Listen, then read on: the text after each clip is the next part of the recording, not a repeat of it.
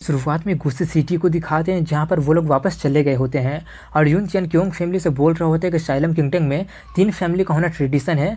अब जबकि शू family abolished हो गया है तो क्या आप लोग ये रिस्पॉन्सिबिलिटी लेने के लिए तैयार हैं। इसके लिए काफ़ी खुशी खुशी वो लोग ऑफर को एक्सेप्ट कर लेते हैं। वहीं पर ये देखकर यून चियन फैंग से पूछता है कि क्या आप इस अरेंजमेंट से सेटिस्फाई है ना। फैंग कहता है कि बाकी के मेजर फैमिली के पास मार्शल स्पिरिट लेवल का एक्सपर्ट है लेकिन क्योंग फैमिली के पास नहीं है। वो कहता है कि आप इसको लेकर ज़्यादा चिंता मत कीजिए, मैं एक रिकमेंडेशन लेटर लिखकर क्योंग फैमिली के 3 जूनियर को कैपिटल के फेंग्यू स्कूल में पढ़ने के लिए रिकमेंड करूंगा और तब सिर्फ मैटर ऑफ टाइम ही होगा कि योंग फैमिली के पास भी मार्शल स्पिरिट हो जाएगा। ये सुनकर फैंग उसे थैंक्स बोलकर सोचते हैं कि अगर लिंगर वहां पर पढ़ेगी तो कोई भी उसे बुली नहीं कर पाएगा। इसके बाद अगले सीन में शैडो टेंपल के ब्रांच को दिखाते हैं जहाँ पर शू फैमिली के सिचुएशन के बारे में सुनकर एक हाई पोजीशन वाला बंदा काफी ज्यादा गुस्सा हो रहा होता है और चिल्ला रहा होता है कि आखिर ये इन्फॉर्मेशन को लीक किसने किया। 3 मार्शल स्पिरिट और 50,000 से ज्यादा आर्मी एक ही दिन में तबाह कैसे हो गया, उन्हें उतना टाइम तक कल्टिवेट करने का फायदा क्या हुआ हमें। तो ये सब सुनकर एक डिसाइपल काफी ज्यादा घबराते हुए बताता है कि मैंने सुना है कि इसका कारण उसका बेटा शू हून था जो कि एक छोटी क्योंग फैमिली की लड़की से जबरदस्ती शादी कर रहा था, लेकिन उसके कारण किंगडम का प्रिंस बाहर आ गया और शू फैमिली का वैसा हालत हो गया। ये सुनकर वो काफी ज्यादा कंफ्यूज होते हुए कहता है कि आखिर वो लोग प्रिंस को एक्शन लेने के लिए मजबूर कैसे कर दिए थे। ये तो बहुत ही ज्यादा अविश्वसनीय बात है। अब शू फैमिली हाथ से चला गया है इसलिए इबारा के सिटी भी कुछ टाइम के लिए कंट्रोल से बाहर चला गया है। उतना बोलकर वो बाकी के रीजन के बारे में पूछता है। ये सुनकर उसका डिसाइपल बताता है कि हमारा एक पर्सन किंगडम के मार्शल के रेसिडेंस में एंटर कर गया है और अब बस आपका हुक्म का इंतजार कर रहे हैं मार्शल को पॉइजन देने के लिए।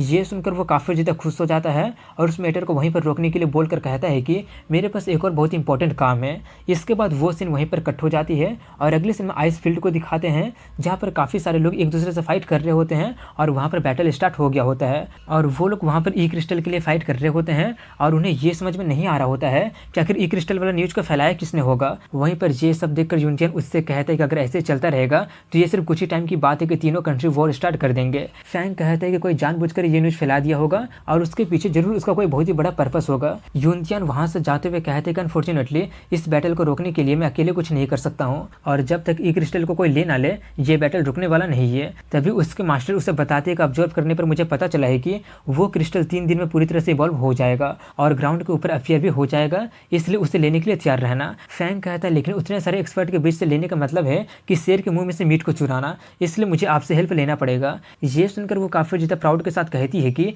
ये काफी अच्छी बात है कि तुम सिचुएशन को समझ रहे हो। अगले रूम में जाकर यूनचैन को ढूंढो और उससे कुछ मार्शल क्रिस्टल मांगकर तैयार रहना और हाँ, अगर तुम्हें कम क्रिस्टल मिलेगा तो बाद में मेरे पास रोते हुए मत आना।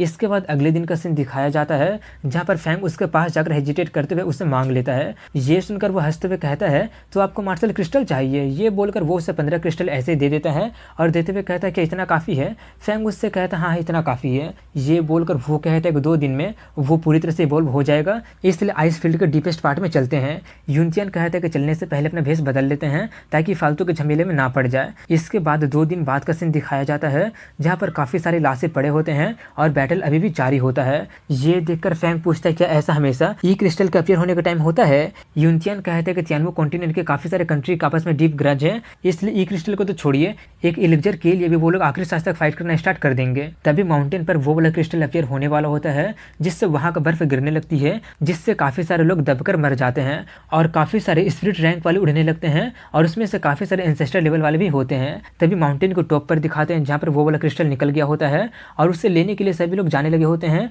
और फाइट करना स्टार्ट कर देते हैं और तभी एक पर्सन उसे लेने ही वाला होता है कि तभी वो पूरी तरह से जम जाता है और वहीं पर उसकी मौत हो जाती है। वो देखकर उसके तरफ बढ़ रहे सभी लोग एक पल के लिए काफी ज्यादा चौंक जाते हैं और वहीं पर वो वाला क्रिस्टल वातावरण से आइस की को ऑब्जर्व करना स्टार्ट कर दिया होता है। ये देखकर सभी लोग अपना जान बचाकर भागना स्टार्ट कर देते हैं, लेकिन उन्हें एक अजीब तरह का आवाज सुनाई देती है और वो आवाज किसी और की नहीं बल्कि आइस एप का होता है, जो लोग पूरे ग्रुप में आ रहे होते हैं और आकर उन लोगों पर हमला करना स्टार्ट कर देते हैं। काफी सारे लोगों को मारने के बाद भी वो लोग माउंटेन पर नहीं जा रहे होते हैं क्योंकि वो लोग अपना किंग का आने का इंतजार कर रहे होते हैं। तभी वहां पर उनका किंग आ जाता है जो कि मार्शल एंसेस्टर के पीक लेवल पर होता है। वो आकर उस क्रिस्टल को लेने के लिए जाने लगता है, लेकिन तभी वहां पर एक पर्सन आकर उस पर हमला कर देता है, लेकिन उसका कोई भी फायदा नहीं होता है क्योंकि वो उसे काफी आराम से हरा देता है। ये देखकर सभी लोग उन एप से फाइट करना स्टार्ट कर देते हैं और काफी सारे एंसेस्टर लेवल वाले से फाइट करने के कारण एप किंग को कोई भी एडवांटेज नहीं मिल रहा होता है और तभी वो क्रिस्टल वापस से अंदर जाने लगा होता है।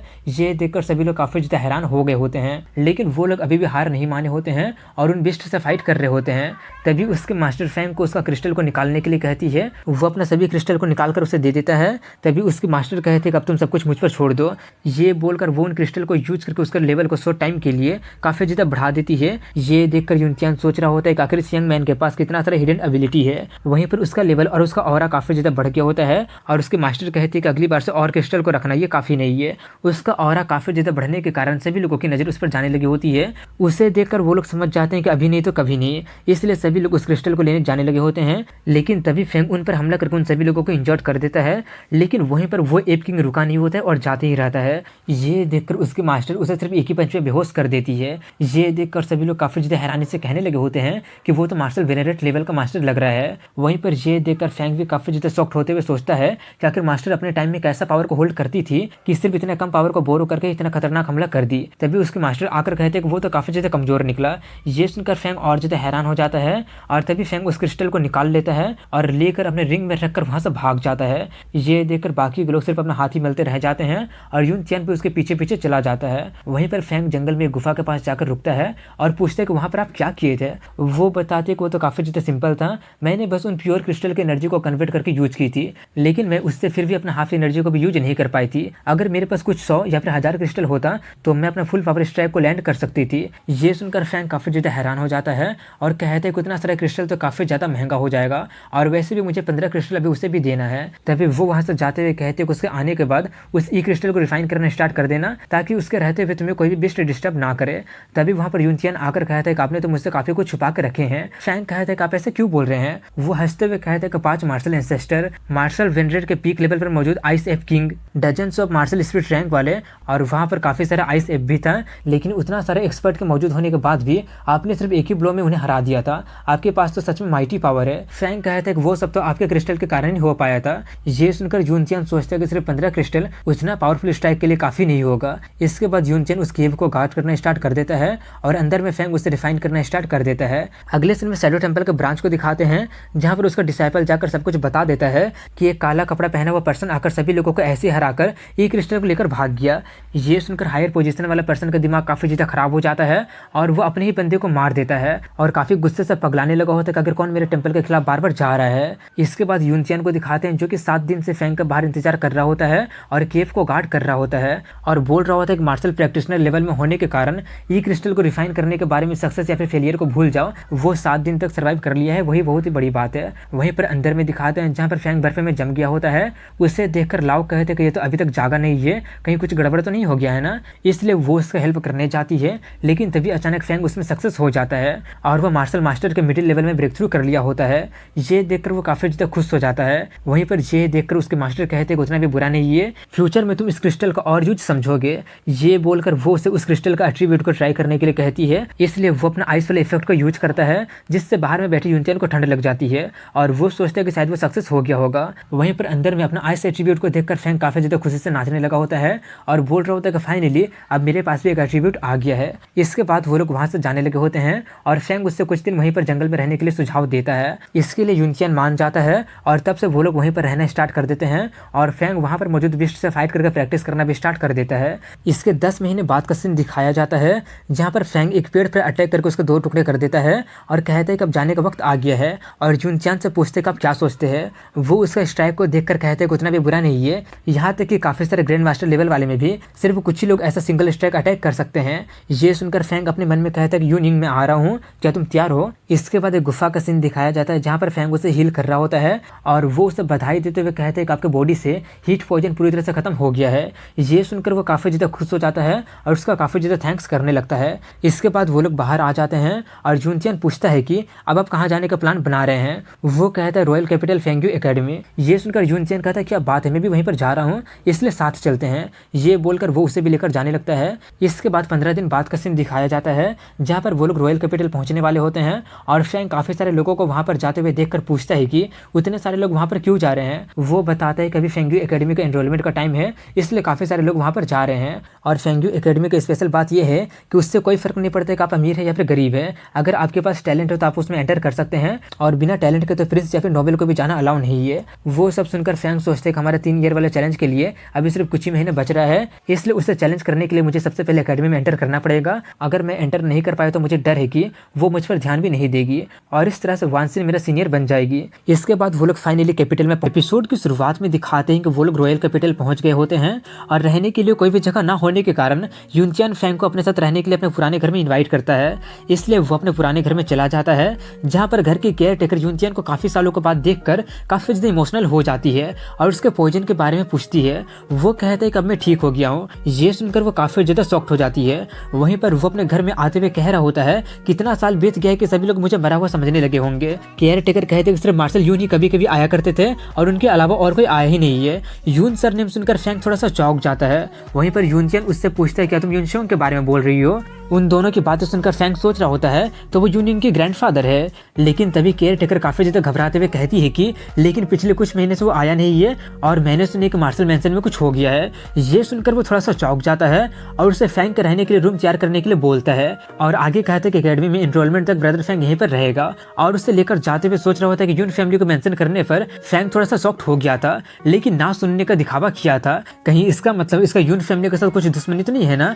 इसलिए वो यून शोंग से पूछने के बारे में सोचकर उसके पास मिलने चला जाता है, लेकिन उसका मेंशन पर पहले से टाइट सिक्योरिटी हो गया होता है और उससे ना पहचान पाने के कारण वो लोग उसे वहीं पर रोकने लगते हैं। लेकिन तभी वहां पर ब्लेड कॉप्स का जनरल आता है जो कि आकर उसे पहचान लेता है और उसका वेलकम करने लगता है। उसका आइडेंटिटी जानकर सभी लोग उसे ग्रीट करने लगते हैं। वहीं पर यूनचैन को ये समझ में आ जाता है कि ये टीम साइलेंट किंगडम का ट्रम्प कार्ड है और अगर ये लोग मार्शल के मेंशन को गार्ड कर रहे हैं इसका मतलब जरूर कुछ बहुत ही बड़ा हो गया होगा। ये सोचकर वो उसे उसके पास लेकर जाने के लिए कहता है।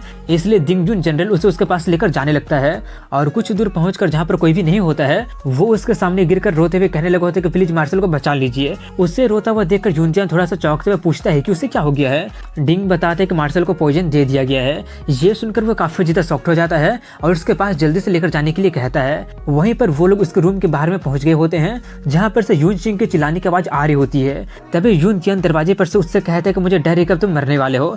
ये सुनकर शोंग काफी ज्यादा गुस्सा होकर चिल्लाने लगा होता है कि आखिर कौन मुझे कर्स कर रहा है। लेकिन तभी वो यूनचैन को वहां पर देखकर काफी ज्यादा शॉक्ड हो जाता है और कहने लगा होता है कि ये तुम थे, तभी तो मुझे आवाज कुछ जानी पहचानी लग रही थी। यूनचैन उससे कहता है कि तुम मरने वाले हो लेकिन फिर भी इतना ज्यादा शॉक कर रहे हो। तभी शोंग उन दोनों को अकेले छोड़ने के लिए कहता है और वहां पर यून इंग भी मौजूद होती है जो कि जाने से मना करने लगती है। ये देखकर शोंग कुछ कहने की कोशिश करता है लेकिन यूनचैन उसे इशारा से मना करते हुए कहता है कि किसी को भी यहाँ पर नहीं रहना है।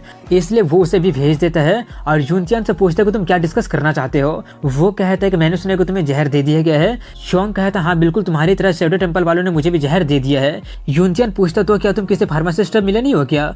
वो दुखी होकर कहता है उसका भी कोई फायदा नहीं हुआ है, मुझे लगता है कि तुम्हारे पॉइजन के जैसा ही है। और वो बंदा काफी ज्यादा रूथलेस है जो कि इतना ज्यादा हाई ग्रेड का पॉइजन को बना सकता है। लेकिन तभी वो यूनचैन को मुस्कुराहट देखकर काफी ज्यादा शॉक्ड हो जाता है और पूछते है कि तुम्हारा पॉइजन। वो खुशी खुशी कहता है हाँ मेरा पॉइजन हाफ मंथ पहले खत्म कर दिया गया था। ये सुनकर वो काफी ज्यादा एक्साइटेड होकर पूछने लगा होता है कि अगर वो तुम्हारा पॉइजन को क्योर कर सकता है तो वो फार्मासिस्ट मेरा पॉइजन को भी क्योर कर सकता है ना।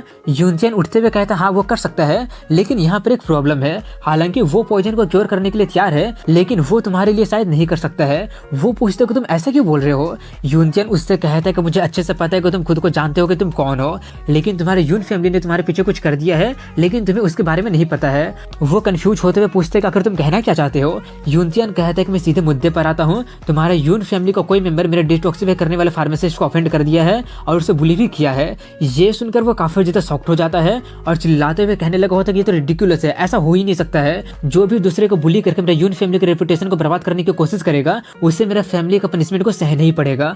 मैं यून सेंग एक गरीब बैकग्राउंड से बिलोंग करता था और अपने टैलेंट के दम पर फेंगयू एकेडमी में एंटर कर लिया था। उसके बाद मैं सोल्जर का जैसा अपने जर्नी को स्टार्ट किया था और तुम्हारे साथ मार्शल भी बना था। हम साइलेंट किंगडम के दो हीरो हुआ करते थे और मैं सबसे ज्यादा नफरत उन्हीं रिच लोगों से करता हूँ जो कि अपने पावर के दम पर दूसरों को बुली करते हैं। वहीं पर यूनचैन चाय की चुस्की लेते हुए कहता है हाँ तुमने कैपिटल में काफी सारे लोगों को मारा भी है, इसलिए लोग तुम्हें लिविंग हेड्स भी कहते हैं। तभी शोंग चिल्लाते हुए अपने सभी फैमिली मेंबर को बुलाने के लिए कहता है। इसलिए आधे घंटे में सभी लोग वहां पर आकर खड़े हो जाते हैं और शोंग काफी गुस्से में बोल रहे होते हैं कि इसमें से कौन है, तुम मुझे जल्दी से बताओ, मुझे कोई फर्क नहीं पड़ता है कि अगर वो मेरा बेटा भी होगा तो भी मैं उसे मार दूंगा। ये सब सुनकर उसके सभी फैमिली मेंबर वाले काफी ज्यादा हैरान हो जाते हैं। वहीं पर यूनचैन उसे शांत करते हुए जल्दी से घर में लेकर जाने लगता है और दरवाजा बंद करते हुए कहता है कि मुझे भी नहीं पता कि किसने किया है। वहीं पर शोंग काफी गुस्से में बोल रहा होता है कि मैंने कभी भी ये नहीं सोचा था कि लिविंग हेड्स के घर में ऐसा कुछ हो जाएगा। तभी यून चियन वहाँ से जाते हुए कहते हैं कि हम दोनों मरने जीने की बात किया करते थे, इसलिए ये याद रखना कि मैं तुम्हें मरने नहीं दूंगा। इसके बाद अगले सीन में फेंगयू एकेडमी को दिखाते हैं और उसके बारे में बताया जा रहा होता है कि वो साइलम किंगडम का नंबर 1 एकेडमी है और किंगडम का सबसे पावरफुल लोग वहीं पर से आते हैं और उसका graduation requirement at least martial master level का होता है। लेकिन ये एकेडमी हर साल सिर्फ 1000 लोगों को एडमिट करती है, इसलिए उसका स्पोर्ट काफी ज्यादा वैल्यूएबल है। वहीं पर फैंग को दिखाते हैं जो कि काफी सारे लोगों के साथ खड़ा होता है और तभी अचानक सभी लोग चिल्लाने लगे होते हैं कि वो आ गया। ये देखकर फैंग कंफ्यूज होने लगा होता है कि आखिर ये लोग इतना ज्यादा एक्साइटेड क्यों हो रहे हैं। तभी वहां पर दिखाते हैं जहाँ पर एकेडमी का वाइस प्रेसिडेंट यूसन आ जाता है और आकर उन लोगों का वेलकम करता है और उन लोगों से कहना स्टार्ट करता है कि 20 साल से कम उम्र वाले जिसके पास किसी भी तरह का कोई भी एट्रीब्यूट है उन लोगों को अलग से सिलेक्शन होगा, इसलिए वो एट्रीब्यूट वाले अपने अपने हाथ उठा ले, जिसका कारण कुछ लोग अपना हाथ उठाते हैं, इसलिए वो उन लोगों को अलग कर देता है और आगे का सिलेक्शन प्रोसेस को जारी रखने के लिए कहता है। उनका पहला टेस्ट की के प्योरिटी को चेक करना होता है जो कि normal, low grade, medium grade, high grade, extreme grade और सुप्रीम ग्रेड में डिवाइडेड होता है और उनके टीचर के अनुसार सिर्फ एट्रीब्यूट वाले मार्शल आर्टिस्ट ही हाई ग्रेड और एक्सट्रीम ग्रेड को अचीव कर सकते हैं और सुप्रीम ग्रेड तो सिर्फ लेजेंड भी एग्जिस्ट करता है, इसलिए फर्स्ट टेस्ट को पास करने के लिए उनके पास सिर्फ लो लेवल का होना जरूरी है। इसलिए सभी लोगों का टेस्ट स्टार्ट हो जाता है और वहीं पर फैंग खुद से बोल रहा होता है कि वानसिन में आ रहा हूँ। दूसरे सीन में यांग यू नाम के बंदे को दिखाते हैं जो कि वानसिन को प्रपोज करने जा रहा होता है। ये देखकर उसके दोस्त उसे ऐसा ना करने की सलाह दे रहे होते हैं, लेकिन वो उनकी बातों को इग्नोर करके काफी ज्यादा एरोगेंट होकर बोल रहा होता है कि क्या तुम्हें लगता है कि वो हुआ सीनियो या फिर यून हो का प्रपोजल एक्सेप्ट करेगी? आफ्टर ऑल उनमें से एक मेरा साइलम किंगडम का सेकंड प्रिंस है और दूसरा मार्शल यून फैमिली का ग्रैंडसन है। जियांग यू जो कि दूसरों के बारे में बोल रहा होता है वो किंगडम का प्राइम मिनिस्टर का ग्रैंडसन होता है। वहीं पर उसकी बातें सुनकर उसके दोस्त झूठी तारीफ करना स्टार्ट कर देते हैं कि आप तुम दोनों से काफी ज्यादा हैंडसम है। तभी उसकी नजर वानसिन पर चली जाती है, उसे देखकर वो उसका नाम पुकारता है, लेकिन वहीं पर वानसिन उसे देखकर वहां से भागने लगी होती है। ये देखकर वो बंदा भी उसके पीछे जाने लगता है, लेकिन वहीं पर वो एग्जाम सेंटर के पास चली जाती है। उसे देखकर टीचर पूछता है कि तुम यहाँ पर क्या कर रही हो? वो कहती है कि मैं बस चेकआउट करने आई हूँ, आप जारी रखिए। वहीं पर उसे देखकर सभी लोग काफी ज्यादा पगलाने लगे होते हैं और उसके बारे में बातें करने लगते हैं। वहीं पर ये सब देखकर फैंग सोच रहा होता है कि वो लोग यहाँ पर एग्जाम देने आए हैं या फिर लड़की ताड़ने आए हैं। तभी उसकी भी नजर वानसिन पर चली जाती है। वहीं पर वानसिन को दिखाते हैं जो कि भीड़ में देखकर सोच रही होती है कि तुम मुझे और कितना समय तक इंतजार करवाओगे, अगर तुम इस बार नहीं है तो तुम्हें 1 साल का और इंतजार करना पड़ जाएगा। तभी उसके पास यून हू नाम का बंदे आकर उससे पूछता है कि तुम किसे ढूंढ रही हो, इसमें मैं तुम्हारी हेल्प कर सकता हूँ। उसे देखकर वो वहां से जाते हुए कहने लगी होती है कि इसकी कोई जरूरत नहीं है, लेकिन फिर भी वो उसके पीछे जाने लगता है। दूसरी तरफ ये देखकर फैंग सोचने लगा होता है कि आखिर वो लड़का कौन था, कहीं यून तो उसे सेटअप नहीं की है ना। ये सोचकर उसका दिमाग काफी ज्यादा खराब होने लगा होता है। तभी उसके मास्टर आकर कहते हैं कि शांत हो जाओ, तुम जैसा सोच रहे हो वैसा कुछ भी नहीं है। फैंग पूछता है आखिर आपका मतलब क्या है? वो कहती है अरे इडियट, तुम्हें क्या लगता है कोई एकेडमी के सामने क्या कर रही थी? तुम लड़कियों के साइकोलॉजिकल के बारे में कुछ भी नहीं जानते हो। ये सुनकर वो काफी ज्यादा खुश होते हुए कहता है तो आपका मतलब है कि वो यहाँ पर मुझे ढूंढने आई थी। इसके बाद दिखाते हैं कि अगला बारी फैंग का होता है, इसलिए वो जाता है और अपना हाथ मशीन पर रख देता है जिससे एक फ्लैश लाइट की तरह उसका की निकल जाता है। उसे देखकर टीचर थोड़ा देर के लिए शॉक्ड हो गया होता है। तभी फैंग उससे पूछता है मैं क्वालिफाई हो गया हूँ ना? टीचर कहता वेल तुम लो ग्रेड के हो इसलिए तुम पास होते हो। ये बोलकर वो सोचते कि कुछ ठीक नहीं लग रहा है। जब लोग टेस्ट करते हैं तो लाइट धीरे धीरे निकलना स्टार्ट होता है, लेकिन इसका बिल्कुल फ्लैश लाइट का जैसा हुआ था और इसका की का प्योरिटी भी लो ग्रेड से हाई लग रहा था, लेकिन वो जल्दी अपना हाथ बंद कर लिया था। इतना सोचकर वो उसके बारे में सब कुछ पूछता है। वो अपना नाम, एज, कल्टीवेशन लेवल सब बता देता है। वो सब सुनकर वो काफी ज्यादा शॉक्ड होते हुए सोचता है कि जो एनर्जी मैं फील कर रहा हूँ उसके हिसाब से ये सच में मार्शल मास्टर के मिडिल लेवल में है। आखिर किस तरह का मॉन्स्टर ये है कि 14 साल की उम्र में ही इस लेवल में पहुंच गया है। यहाँ तक कि ज्यादातर जीनियस लेवल के स्टूडेंट भी ये नहीं कर सकते हैं। उतना सोचकर वो उसे पास करके अगले एग्जाम के लिए कल आने के लिए कहता है। इसके बाद कल का सीन दिखाया जाता है जहाँ पर उनका अगला एग्जाम स्टार्ट होने वाला होता है और वो होता है एक दूसरे से फाइट करने का एग्जाम, जिसमें जीतने वाले ही आगे बढ़ पाएगा। जहाँ पर पहले मैच को दिखाते हैं और उस मैच के बाद अगला मैच फैंग और सेन नाम के बंदे के बीच में होने वाला होता है। लेकिन तभी सेन नाम का बंदा फैंग को रिश्वत देने लगा होता है कि अगर तुम मुझसे जानबूझकर हार जाओगे तो मैं तुम्हें 1 लाख गोल्ड कॉइन देने के लिए तैयार हूँ। लेकिन फैंग उसकी बात को इग्नोर करके वहां से जाने लगता है। ये देखकर वो उससे कहने लगा होता है कि अगर वो कम है तुम्हें 1 मिलियन देने के लिए भी तैयार हूँ, लेकिन वो फिर भी उसका कोई जवाब नहीं देता है। ये देखकर वो काफी ज्यादा गुस्सा हो जाता है और उससे कहता है कि लगता है कि अब तुम्हें इस वक्त सिखाना ही पड़ेगा। इसके बाद स्टेज को दिखाते हैं जहाँ पर फैंग उसे एक उंगली दिखाता है। ये देखकर वो काफी ज्यादा खुश होते हुए कहता है कि क्या तुम 1 मिलियन में तैयार हो गए हो? फैंग कहता नहीं, बल्कि मैं तुम्हें एक ही मूव में हरा दूंगा। ये सुनकर वो काफ़ी ज़्यादा गुस्सा हो जाता है और वो उस पर हमला करने के लिए चला जाता है, लेकिन फैंग उसके अटैक को काफ़ी आराम से रोक देता है और उसके हाथ पर प्रेशर डालकर उसे चोट पहुंचाने लगता है। ये देखकर वो बंदा रोते हुए कहने लगा होता है कि मैं हार मानता हूँ, प्लीज़ मुझे मत मारो। वहीं पर दूसरी तरफ वो टीचर जाकर वाइस प्रेसिडेंट को फैंग के बारे में सब कुछ बता दिया होता है। उसके बारे में सब कुछ सुनने के बाद और उसका मैच को देखने के बाद वो वहाँ से जाते हुए कहते हैं उसे डायरेक्टली एक्सेप्ट कर लो, एग्जाम के कारण उसका सिर्फ टाइम ही बर्बाद होगा। इसलिए एक टीचर जाकर उससे कहता है कि तुम डायरेक्टली एक्सेप्ट कर लिए गए हो, एकेडमिक एंट्रेंस पर कोई तुम्हारा इंतजार कर रहा है। ये सुनकर फैंग एक पल के लिए चौंक जाता है और जाकर उस टीचर से मिलता है। वो टीचर फैंग को देखकर कहता है लगता है कि तुम मेरे क्लास के स्टूडेंट हो, मेरा नाम चीमिंग है। ये बोलकर वो टीचर उसे अपने साथ लेकर जाने लगते हैं और इसी के साथ यहीं पर इस एपिसोड की वो एकेडमी में जा रहा होता है तो उसे वहाँ का वातावरण काफ़ी ज़्यादा पसंद आता है और तभी उसकी मास्टर उससे कहते हैं कि यहाँ पर से ई क्रिस्टल का स्मेल आ रहा है।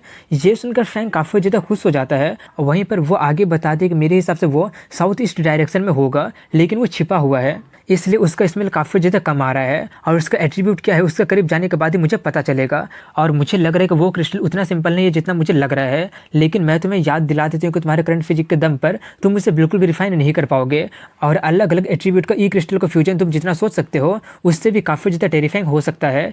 जब मैं अपना दूसरा ई क्रिस्टल को फ्यूज करने की कोशिश कर रही थी तब मैं मार्शल एंसेस्टर लेवल में थी और उस वक्त अगर एक हाई रैंकिंग एक्सपर्ट मेरा हेल्प करने के लिए वहाँ पर नहीं होता तो मुझे तो डर है कि इतना बोलकर वो उससे आगे कहती है लेकिन तुम्हारे छोटे से बॉडी के साथ तो तुम ये सोचना भी मत, इसलिए अच्छी तरह से कल्टीवेट करो। वैसे भी इस वर्ल्ड में काफ़ी सारे ई क्रिस्टल है, एक कम या फिर ज़्यादा होने से कोई फर्क नहीं पड़ेगा, लेकिन ये याद रखो कि तुम्हारे पास सिर्फ एक ही लाइफ है। ये बोलकर वो चली जाती है। तभी उसकी टीचर उसके डोरमेट के पास ले जाकर उसे उसका रूम नंबर बताकर वहाँ से चले जाते हैं। इसके बाद अगले दिन का सीन दिखाया जाता है जहाँ पर फैंग कल्टीवेट कर रहा होता है और सोच रहा होता है कि 3 साल हो गया और यून इंग के टैलेंट के हिसाब से वो ऑलरेडी मार्शल स्पिरिट लेवल में पहुँच गई होगी। अब सिर्फ कुछ ही महीना बच रहा है और मेरा अभी का ताकत के हिसाब से उसे हराना बिल्कुल इम्पॉसिबल होगा। यून इंग के पास भी आइस एट्रीब्यूट है, लेकिन मेरा ई क्रिस्टल वाला आइस एट्रीब्यूट उसके खिलाफ यूजलेस होगा। अगर मुझे उसे हराना है तो मुझे सबसे पहले ग्रैंड मार्शल लेवल में पहुंचना पड़ेगा।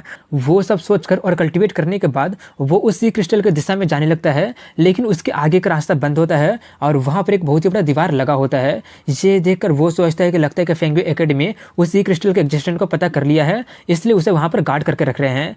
ये सोचकर वो दीवार पर कान लगाकर सुनने लगता है जहाँ पर उसे कुछ आवाज़ें सुनाई दे रही होती है। वो सब सुनकर फैंग सोचता है आखिर वो कौन सा जगह है और अंदर में मौजूद लोग कौन है, इसलिए वो वहाँ से जाने लगता है जहाँ पर वो देखते कि कुछ लोग एक बंदे को बुली कर रहे होते हैं और उस बंदे का आवाज़ फैंग को जाना पहचाना भी लग रहा होता है, इसलिए वो उसे देखने चला जाता है जहाँ पर कुछ लोग एक बंदे को पीट रहे होते हैं और पीटते हुए कह रहे होते हैं कि मास्टर बाओ को ऑफेंड करके तुमने बहुत ही बड़ी गलती कर दिया है। और उनका दोबारा कोई हमला करने से पहले फैंग आकर सभी लोगों को धोकर रख देता है। ये देखकर वो सभी लोग शॉक्ड हो जाते हैं और वहीं पर वो बंदा उसे थैंक्स कहता है।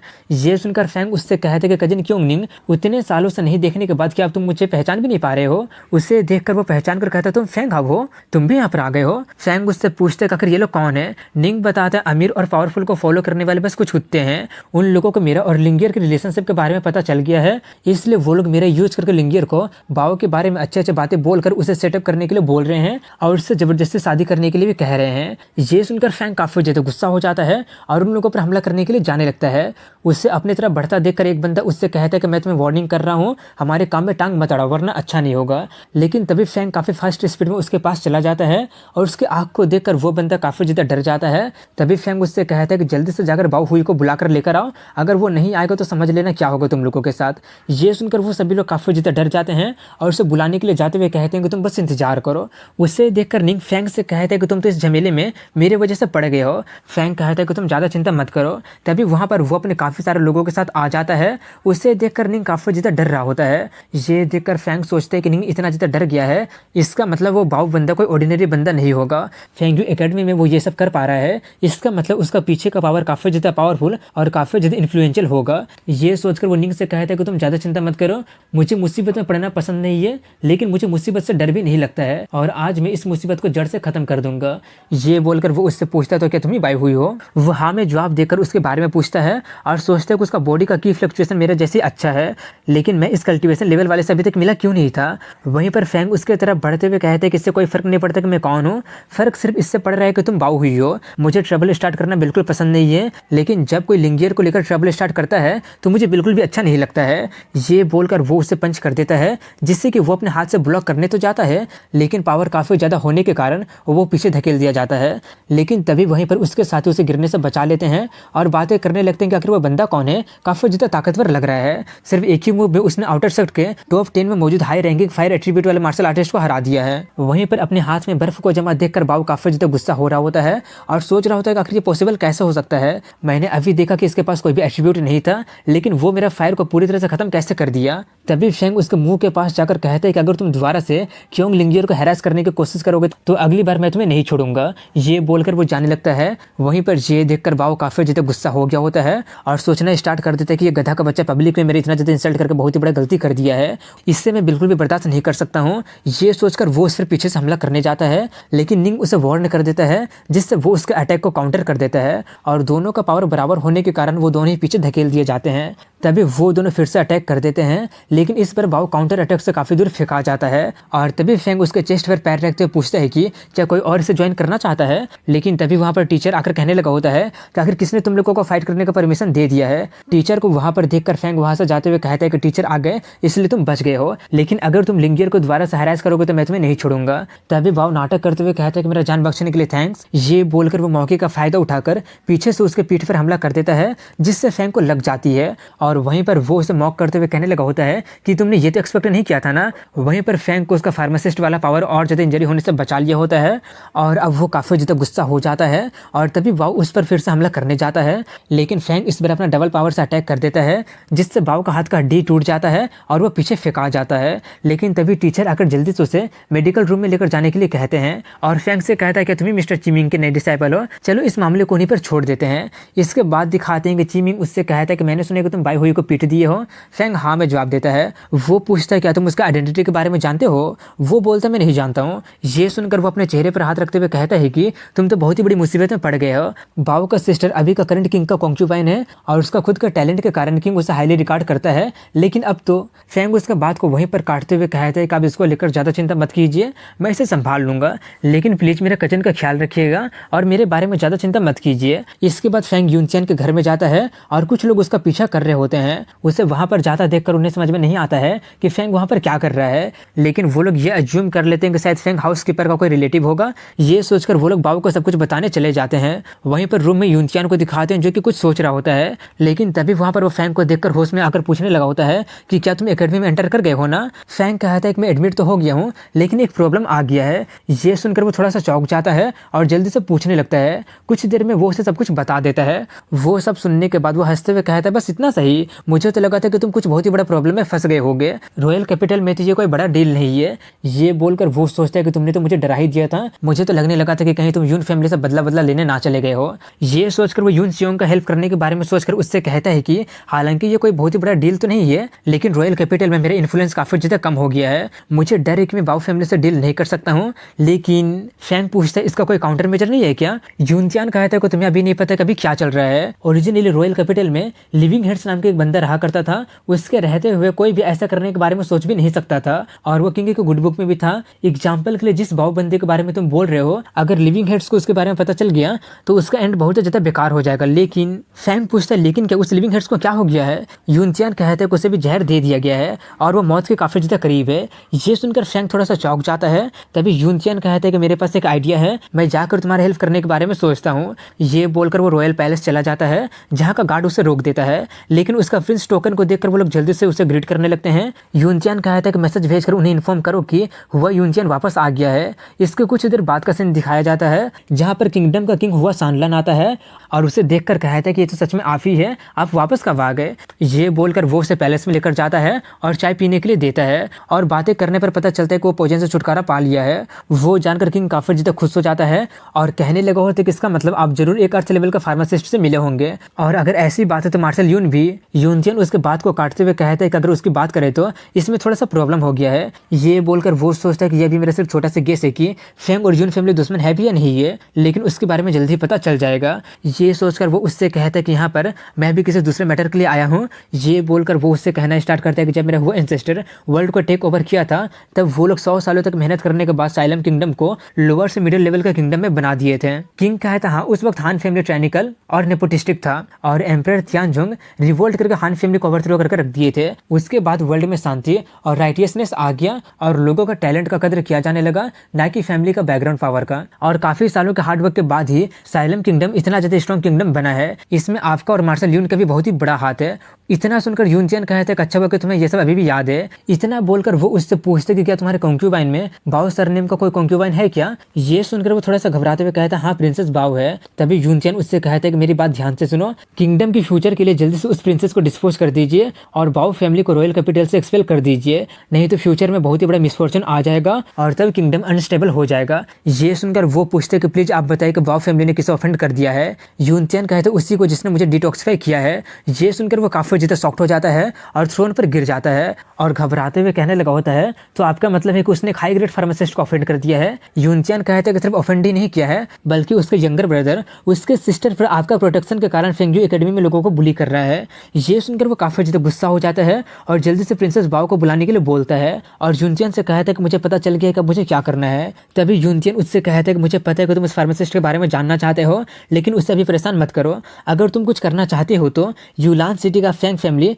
और इबाराकी सिटी का क्योंग फैमिली, तुम वहां पर अपने कुछ सोल्जर को भेजकर उन्हें प्रोटेक्ट कर सकते हो। अगर तुम्हारे पास चांस होगा तो कोई बहाना ढूंढकर इन दोनों फैमिली को रॉयल कैपिटल में भी ट्रांसफर कर सकते हो। जब तक तुम इन दोनों फैमिली को सेटल डाउन कर दोगे तो उससे किंगडम को ऐसा फायदा होगा जिसका उम्मीद तुम कभी किए नहीं थे। और हाँ, तुम यून चिंग के बारे में ज्यादा चिंता मत करो, मैं उसे मरने नहीं दूंगा।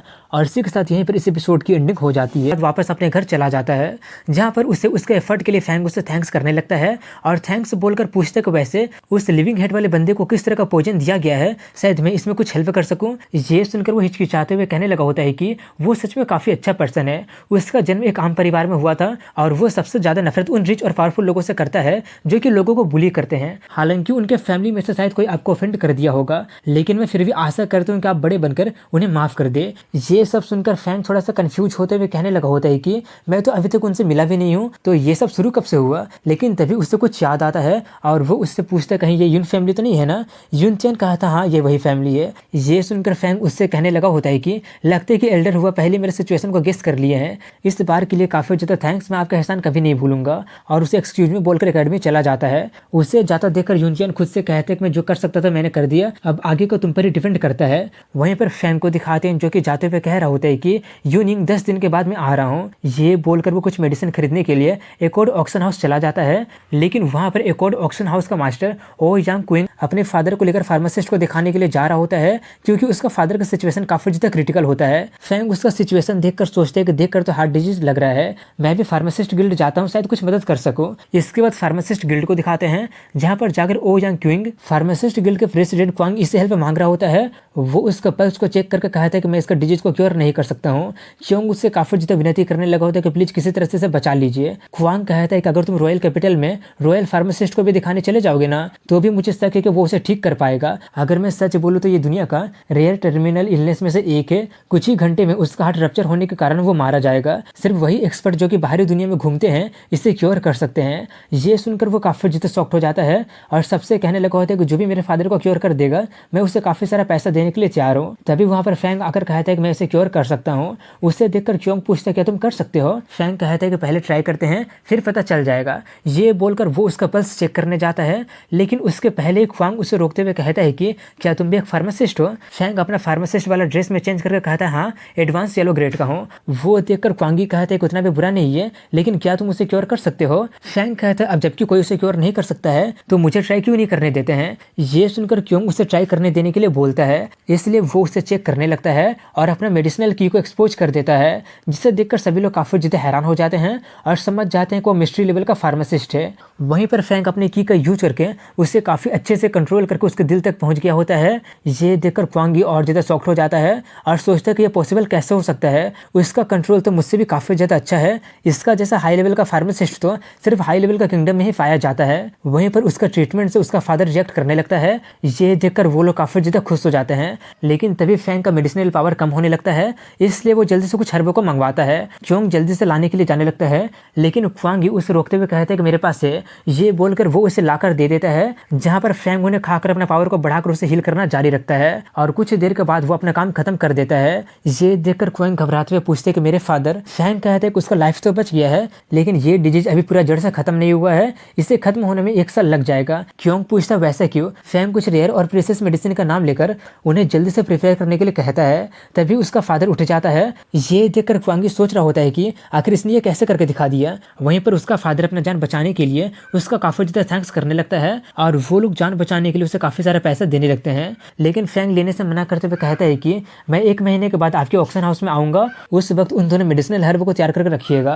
तभी वहां पर एक क्वांगी का पर्सन आकर उसे बताता है कि मैंने चेक कर लिया है और वो सच में फेंगयू एकेडमी का स्टूडेंट है, लेकिन सिर्फ आउटर डिसाइपल ही है। ये सुनकर क्वांगी थोड़ा सा चौंक जाता है। वहीं पर वो पर्सन दुख जाहिर करते हुए कहता है कि ये कितनी दुख की बात है कि मिस्ट्री ग्रेड का फार्मासिस्ट गिल्ड में ना पढ़कर फेंगयू एकेडमी में पढ़ रहा है, जो कि हमारे फार्मासिस्ट कम्युनिटी के लिए बहुत ही बड़ा लॉस है। क्वांगी कहता लगता है कि मुझे फेंगयू एकेडमी जाकर किसी से मिलना पड़ेगा। इसके बाद फेंगयू एकेडमी को दिखाते हैं, जहां पर एकेडमी के डीन और वाइस प्रेसिडेंट चेस जैसा कोई गेम खेल रहे होते हैं। लेकिन तभी वहां पर क्वांगी आ जाता है। उसे देखकर डीन कहता है आप यहाँ पर आना कैसे हुआ? वो कहता है कि इस बार मैं आपसे कुछ पूछने आया हूँ। ये सुनकर वाइस प्रेसिडेंट कहता है कि सभी जानते हैं कि आप हमेशा से नोबल रहे हैं, यहाँ तक कि किंग को भी आपको फेस देना पड़ता है, तो आप यहाँ पर क्या मांगने आए हैं? क्वांगी पूछते हैं कि आपकी एकेडमी में कोई फार्मासिस्ट स्टूडेंट है क्या? फार्मासिस्ट स्टूडेंट के बारे में सुनकर वो दोनों थोड़े से चौंक जाते हैं। तभी क्वांगी उसे पूरा कहानी बता देता है। वो सब जानकर डीन कहते हैं कि अगर वैसा कोई स्टूडेंट सच में हमारे एकेडमी में होगा तो मैं जरूर उसे आपके पास लेकर आऊंगा। क्वांगी उससे कहता है कि अगर आप उसे मेरे फार्मासिस्ट गिल्ड को ज्वाइन करवाने में हेल्प करेंगे तो मेरा ऊपर आपकी एक एहसान रहेगा। ये सुनकर डीन थोड़ा सा चौंक जाता है। तभी क्वांगी वहां से जाते हुए कहता है कि एक फेवर को तो मेंशन मत कीजिए, अगर आप इस काम में सफल हो जाएंगे तो मैं 3 फेवर को ओ करूंगा। ये बोलकर वह चला जाता है। वहीं पर ये देखकर वाइस प्रेसिडेंट कहते हैं कि अगर वैसा स्टूडेंट सच में हमारे पास है तो हम उसे क्वांगी को नहीं दे सकते हैं, नहीं तो वो हमसे काफी ज्यादा आगे निकल जाएगा। वाइस प्रेसिडेंट पूछते हैं कि आपको क्या लगता है कि वो कैसा पर्सन होगा जो कि फार्मासिस्ट गिल्ड को छोड़कर एकेडमी में आया होगा? डीन कहता है कि जरूर वो कोई मार्शल आर्ट्स लुनेटिक होगा। सिर्फ वही लोग जो लोग खुद को मार्शल आर्ट्स को डेडिकेट कर देते हैं, अपना फार्मासिस्ट के स्टेटस को केयर नहीं करते हैं और मार्शल आर्ट्स सीखने पर फोकस करते हैं। अगर वो एक फार्मासिस्ट है तो वो अपने क्लासमेट से एबिलिटी की तुलना में आगे होगा, इसलिए उसे ढूंढना ज्यादा हार्ड भी नहीं होगा। इसके बाद दूसरे सीन में क्योंग लिंगियर को दिखाते हैं, जो कि अकेले बैठी होती है। लेकिन तभी वहां पर फैंग आकर उससे कहता है कि तुम इतना ज्यादा सेंटिमेंटल कब से बन गई हो? उससे देखकर वो काफी ज्यादा खुश हो जाती है और उससे गले लगने लगती है। इसके बाद वो लोग बैठकर बातें करने लगते हैं और फैंग कहते हैं कि पता नहीं कौन इतना ज्यादा लकी होगा कि वो तुमसे शादी कर पाएगा। वो कहते हैं कि मैं शादी नहीं करूंगी, मैं तो बस ग्रैंडपा और आपको कंपनी दूंगी। फैंग कहता है कि सिली चीजें मत बोलो। ये बोलकर वो उस दीवार की तरफ इशारा करते हुए पूछता है कि वहां पर क्या है। वो बताते हैं कि वो इनर कोर्टयार्ड है, जो कि एक मिस्टीरियस जगह है और वहीं पर एकेडमी के सभी जीनियस गैदर होते हैं। ऐसा कहा जाता है कि इनर कोर्ट का सबसे कमजोर पर्सन भी आउटर कोर्ट के टॉप 10 में आ जाएगा। फैंग पूछता है तो क्या तुम्हें पता है कि मैं वहां पर कैसे जा सकता हूँ? ये बोलकर वो सोचता है कि जरूर वो ई क्रिस्टल वहीं पर होगा। वहीं पर वो बताते हैं कि हर साल को आउटर कोर्ट के लोगों को इनर कोर्ट में जाने का मौका मिलता है, लेकिन सिर्फ 3 ही लोग जा सकते हैं। ये बोलकर वो दुखी होकर पूछता है क्या तुम वहां पर जाने वाले हो? फैंग कहता है शायद। ये बोलकर वो वहां से चला जाता है। इसके बाद वो अपने टीचर के पास जाता है और जाकर इसके बारे में पूछता है। वो सब सुनकर वो कहते हैं कि तुम्हारे ताकत के हिसाब से तुम ऑलरेडी आउटर कोर्ट के टॉप 10 में आराम से आ जाओगे और तुम्हारे लिए इनर कोर्ट में एंटर करने के लिए ये उतना भी इम्पॉसिबल नहीं होगा। अच्छा ठीक है, मैं तुम्हारा नाम भी एग्जाम के लिए दे दूंगा। फैंग उससे थैंक्स बोलकर पूछता है कि क्या एकेडमी में वानसिन नाम का कोई स्टूडेंट है क्या? वो कहता है हाँ वो है। वो इनर कोर्ट के टीचर जून इंग की स्पेशल स्टूडेंट है, जो कि डायरेक्टली इनर कोर्ट में एंटर कर गई थी। आइस एट्रीब्यूट एक रेयर और अच्छा सिडलिंग है। ये सब सुनकर फैंग उसे थैंक्स कहता है। इसके बाद फेंगयू एकेडमी का इनर कोर्ट में एंटर करने वाला एग्जाम आ गया होता है, जहां पर फर्स्ट मैच हो रहा होता है। उसे देखकर फैंग कहते हैं कि उनका फाइट में काफी ज्यादा लूप होल है। उसके मैच के बाद अगला मैच फैंग का होता है। उसका नाम सुनकर सभी लोग बातें करना स्टार्ट कर दिए होते हैं कि इस बार तो फ्रेशमैन भी इनर ट्रायल में पार्टिसिपेट कर रहे हैं। वहीं पर उसके मैच को दिखाते हैं, जहां पर उसका ओपोनेंट उस पर अटैक करना स्टार्ट कर दिया होता है, लेकिन फैंग उसका सभी अटैक को काफी आसानी से डॉज कर दे रहा होता है और अचानक सिर्फ एक ही अटैक में उसे काफी दूर फेंक देता है। ये देखकर सभी लोग काफी ज्यादा हैरान हो जाते हैं और वहीं पर उसका ओपोनेंट सोचने लगा होता है कि मुझे तो लगा था कि या तो मैं मारा जाऊंगा या फिर मेरा हाथ पैर टूट जाएगा, लेकिन मुझे लगा नहीं था कि मैं सर्वाइव कर जाऊंगा और वो भी बिना किसी इंटरनल इंजरी के।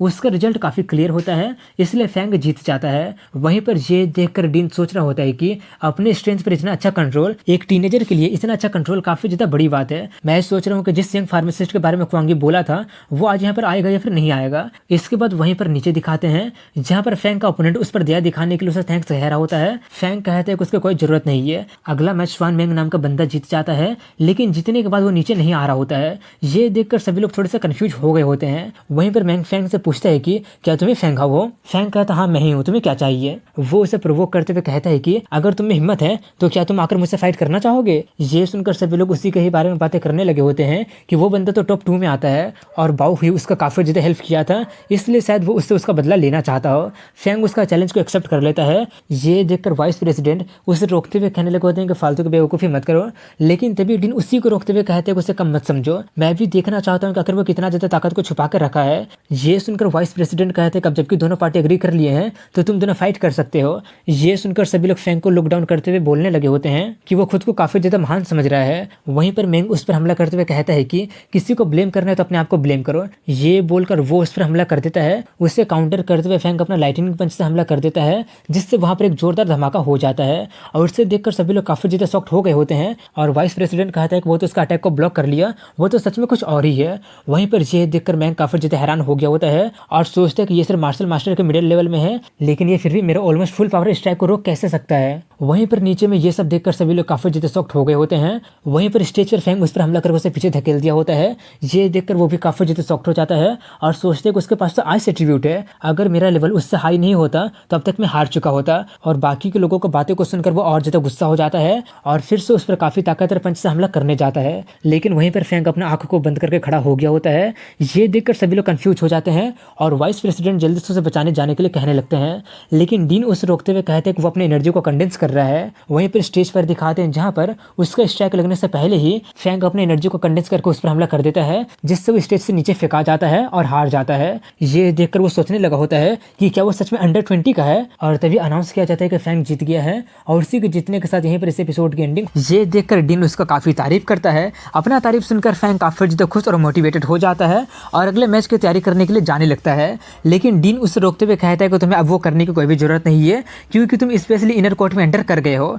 ये सुनकर वो और ज्यादा खुश होते पूछते क्या सच में। वाइस प्रेसिडेंट कहता है हाँ, तुम्हें अब कम्पीट करने की जरूरत नहीं है, जाकर अपने टीचर चेमिंग को ढूंढकर फॉर्मेलिटीज को पूरा कर लो। ये देखकर उसके कजिन्स उसके लिए काफी ज्यादा खुश होते हैं। तभी फैंग को इनर कोर्ट का एक बैच दिया जाता है, जिसके कारण अब वो इनर कोर्ट में आराम से आ जा सकता है। और देखकर चेमिंग उससे कहते हैं कि ये थोड़ी सी दुख की बात है कि तुम्हें कुछ सिखाने से पहले तुम्हें भेजना पड़ रहा है, लेकिन तुम्हारे परफॉर्मेंस को देखकर मुझे नहीं लगता कि मैं तुम्हें कुछ सिखा भी पाता।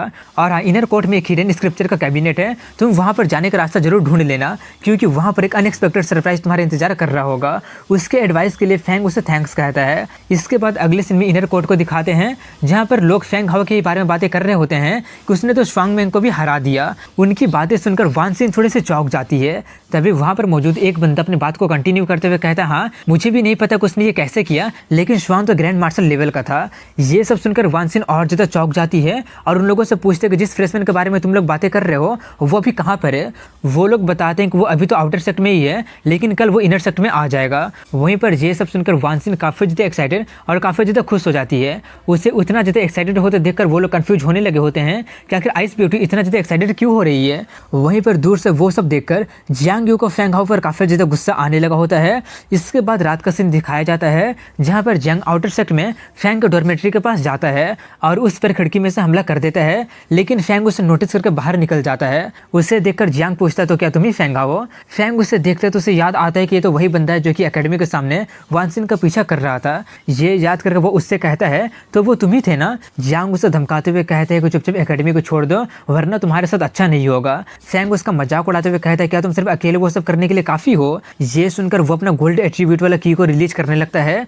ये देखकर फैंग थोड़ा सा चौंकते हुए सोचता है कि ये तो बिल्कुल एल्डर यूनचान के जैसा ही है। वहीं पर जियांग अपना की का यूज करके एक वेपन बनाकर उससे कहते हैं कि चले जाओ या फिर मारे जाओ। ये बोलकर वो उस पर हमला कर देता है, लेकिन फैंग उसके अटैक को डॉज करके उसी पर हमला कर देता है, जिससे वो पीछे धकेल दिया जाता है। और उतना पावरफुल फोर्स देखकर वो काफी ज्यादा शॉक्ड हो गया होता है और फिर से हमला करने ही वाला होता है कि तभी वहां पर आउटर सेक्ट का नाइट इंस्ट्रक्टर आकर उन लोगों को रोकते हुए पूछते हैं कि यहाँ पर क्या चल रहा है। जियांग बहाना बनाने लगा होता है कि मैं तो सिर्फ फेलो स्टूडेंट से कुछ आइडिया को शेयर कर रहा था। ये बोलकर वो वहां से भाग जाता है। उसे देखकर टीचर फैंग से कहता है कि तुम ही थे ना जो कि सुबह में सीन क्रिएट कर रहे थे, और अब तुम उसके साथ क्या कर दिए हो। फैंग कहता है कि मैंने कुछ भी नहीं किया है, वो खुद ही है जो कि मेरे पास आया था। ये बोलकर वो उससे उसके बारे में पूछता है। वो टीचर बताता है कि वो साइलम किंगडम का प्राइम मिनिस्टर का ग्रैंडसन है और तुम तो ऑलरेडी उसके पावर को विटनेस कर लिए होगे। फैंग उसके एडवाइस के लिए उसे थैंक्स करता है और सोचते कि पहले एक फेवरेट कॉन्क्यूबाइन था और दूसरा प्राइम मिनिस्टर है, आखिर इन दोनों का मुझसे क्या ग्रज होगा। इसके बाद कल का सीन दिखाया जाता है जहाँ पर बताया जा रहा होता है कि इनर सेक्टर वो जगह है जहाँ पर फेंग यू एकेडमी अपना असली जीनियस को कल्टिवेट करता है और ज़्यादातर स्टूडेंट जो लोग इनर कोर्ट में एंटर करते हैं वो लोग मार्शल स्पिरिट या फिर उससे भी हाई लेवल में ब्रेक थ्रू कर लेते हैं। वहीं पर वानसिन को दिखाते हैं जो कि फैंग का काफ़ी देर से इंतजार कर रही होती है, तभी उसे वहाँ पर किसी का फुटप्रिंट दिखाई देता है लेकिन अचानक वो गायब हो जाता है। ये देखकर वो नीचे झुक जाती है और झुककर उसी फुटप्रिंट को देखने लगी होती है, लेकिन तभी वहाँ पर फैंग आकर उससे कहता है कि क्या तुम मुझे ढूंढ रही हो। उससे देखकर वो उससे गले लगकर कहने लगी होती है कि मुझे पता था कि तुम जरूर आओगे। तभी फैंग उसे वहाँ से लेकर जाते हुए कहता है कि क्या तुम मुझे इनर सेक्टर को दिखाओगे नहीं क्या। वानसिन उसे वहाँ से लेकर जाते हुए कहती है कि अगर तुम इस रास्ते को पार कर लोगे तो तुम इनर सेक्टर में पहुंच जाओगे। फैंग जाते हुए बोल रहा होता है कि जब से मैं यहाँ पर आया हूँ ऐसा लग रहा है जैसे कि काफ़ी सारे लोग मुझे देख रहे हैं। वो कहती है कि ज़्यादा चिंता मत करो, बस अपना बैज दिखा दो, वो लोग चले जाएंगे। इसलिए वो दिखा देता है, इसलिए वो लोग चले जाते हैं। इसके बाद वो लोग इनर सेक्टर में पहुंच जाते हैं जहाँ के स्पिरिचुअल पावर बाहर की तुलना में काफ़ी ज़्यादा थिक होता है और वहाँ का सीन देखकर थोड़ा सा सरप्राइज होकर कहता है कि मुझे लगा नहीं था कि फेंग यू एकेडमी में इतना खूबसूरत जगह भी होगा। और तभी वो अपने मास्टर से पूछते हैं कि क्या आप फील कर सकते हैं कि वो किस एट्रीब्यूट का क्रिस्टल है। वो कहती है कि उसका स्मेल अभी भी काफ़ी कमज़ोर है लेकिन मुझे लग रहा है कि वो क्रिस्टल उस टावर में होगा। अगर मैं उस टावर में चली जाऊंगी तो पता कर पाऊंगी कि आखिर वो किस एट्रीब्यूट का है। लेकिन तभी वहाँ पर यून यिंग आकर वानसिन को अपने पास आने के लिए कहती है। उसे देखकर फैंग कहता है कि फाइनली मैंने तुम्हें ढूंढ ही लिया। उसे देखकर जून उसे मॉक करते हुए कहती है कि ओ तुम तो वही छोटे से टाउन के मीडियोकर बॉय हो ना। लेकिन तभी वो उसे नोटिस करके काफ़ी ज़्यादा शॉक्ड हो जाती है और सोचती है कि आखिर ये मीडियोकर बंदा यहाँ पर कैसे आ गया और ये इनर कोर्ट में एंटर कैसे कर गया है। तभी उसे उसका बात याद आता है जो कि बोला था कि 3 साल के बाद मैं सिमुलेशन का बदला तुमसे जरूर लूंगा। ये सोचकर वो और ज़्यादा हैरान होते हुए सोचती है कि इसके पास तो कोई भी एट्रीब्यूट कोई भी एप्टीट्यूड नहीं था और ये सिर्फ मार्शल अप्रेंटिस का 3rd लेवल में ही था, लेकिन सिर्फ 2 ही साल में ये मार्शल मास्टर के मिडिल लेवल में कैसे पहुंच गया है, आखिर इसने ये कैसे करके दिखा दिया। तभी फैंग उससे कहता है कि मेरे जैसे नेमलेस बच्चे को याद रखना आपके लिए तो काफ़ी ज़्यादा मुश्किल होगा, भूलिए मत कि हमारे 3 साल वाले अग्रीमेंट के लिए अब सिर्फ कुछ ही महीने बच रहे हैं। ये सुनकर वो हंसते हुए कहती है कि हाँ तुम्हें अभी भी वो याद है। ये बोलकर वो वानसिन को प्रैक्टिस करने के लिए लेकर जाने लगती है। वो जाते हुए कहती है कि रात को मिलते हैं। इसके बाद दिखाते हैं कि फैंग एक जगह पर जाकर बैठा होता है और उसके मास्टर उसे बता रही होते हैं कि यूनिंग ऑलरेडी मार्शल स्पिरिट के फर्स्ट स्टेज में पहुंच गई है और जल्द ही मिडिल लेवल में ब्रेक थ्रू कर लेगी। लेकिन काफ़ी अजीब बात यह है कि उसका cultivation level already martial spirit के फर्स्ट स्टेज में है लेकिन उसका फिजिक्स मार्शल स्पिरिट के एडवांस लेवल में है और मुझे नहीं पता कि आखिर वो ऐसा कैसे की है। और ऐसा लग रहा है जैसे कि वानसिन भी सेम ही कर रही है और तुम्हारा अभी का पावर के हिसाब से तुम उसे बिल्कुल भी हरा नहीं पाओगे। फैंग उससे कहता लेकिन मेरा स्पिरिचुअल की लिमिटेड है और मेरे पास अभी कोई भी क्रिस्टल नहीं है, अब मेरा क्या होगा। वो कहती है कि अपना दिमाग का यूज करो, अपने स्पिरिचुअल की का अमाउंट को बढ़ाने के अलावा और कोई दूसरा रास्ता नहीं है क्या तुम्हारे पास। तभी उसे कुछ याद आता है और वो कहता है हाँ मुझे मेरे स्पिरिचुअल की का क्वालिटी को बढ़ाना चाहिए। इसके बाद वो फ्रेशमैन रजिस्ट्रेशन के ऑफिस में जाता है और उसे उसका ID कार्ड मिल जाता है। तभी उसकी नज़र एक जगह पर चली जाती है जहाँ पर काफ़ी सारे लोग होते हैं। वो देखकर फैंग सोचते हैं कि शायद वो सभी के सभी लोग उस टावर की तरफ जा रहे हैं, इसलिए वो भी वहाँ पर चला जाता है और जाकर देखते कि एक बंदा जो कि उसमें गया था काफ़ी जल्दी बाहर आ गया होता है। तभी उसके मास्टर उसे बताते हैं कि मुझे समझ में आ गया है कि वो लोग क्रिस्टल का पावर का यूज करके लोगों को ट्रेन कर रहे हैं। फैंग हैरान होते हुए पूछता है क्या वो क्रिस्टल इतना ज़्यादा लोगों को हैंडल कर सकता है। वो बताते हैं कि वो काफ़ी अच्छा लाइटनिंग एट्रीब्यूट का है, इसलिए जब तक तुम्हारे पास पावर होगा तुम कुछ भी अचीव कर सकते हो। वो अपने मास्टर से बात करने में काफ़ी ज़्यादा बिजी होता है, इसलिए वो अपने लाइन से आगे बढ़ ही नहीं रहा होता है। ये देखकर टीचर उस पर चिल्लाकर कहने लगे होते हैं कि अगर नहीं जाने तो निकल जाओ यहाँ से। ये सुनकर वो उससे जल्दी से माफ़ी मांगने लगा होता है और माफ़ी मांगकर जाने लगता है और वहाँ पर जाता है जहाँ पर काफ़ी ज़्यादा पावर होता है और उससे करंट लग जाती है। ये देखकर टीचर कहते हैं कि अगर तुमसे हैंडल नहीं हो रहा है तो तुम वापस आ सकते हो। फैंग कहता नहीं नहीं मैं ठीक हूँ। ये बोलकर वो जाने लगता है और सोचते किसी तरह लाइटनिंग के पावर से यानकिंग मुझे पीटी थी। ये बोलकर वो जाने लगता है और उसे करंट लगते रहता है। ये देखकर टीचर सोच रहा होता है कि मैं भी देखता हूँ कि तुम कितना देर तक सह पाते हो। वहीं पर फैंग को दिखाते हैं जहाँ पर उसे एक रूम दिखाई दिया होता है जिसमें से एक बंदा निकलता है जिसका कि हालत काफ़ी ज़्यादा खराब हो गया होता है। वो देखकर फैंग कहते लगता है कि शॉक कुछ ज़्यादा ही स्ट्रॉन्ग होगा। ये सोचकर वो 4th लेवल पर चला जाता है और वहाँ का इलेक्ट्रिसिटी काफ़ी ज़्यादा स्ट्रॉन्ग होता है। ये देखकर टीचर काफ़ी ज़्यादा हैरान होते हुए सोचता है कि आखिर ये पॉसिबल कैसे हो सकता है। इसका मतलब उसका फिजिक अर्ली मार्शल स्पिरिट के लेवल में पहुँच गया होगा। वहीं पर फैंग को दिखाते हैं जो कि कल्टिवेशन रूम में पहुँच गया होता है और उसका वहाँ पर 2 घंटा हो जाता है।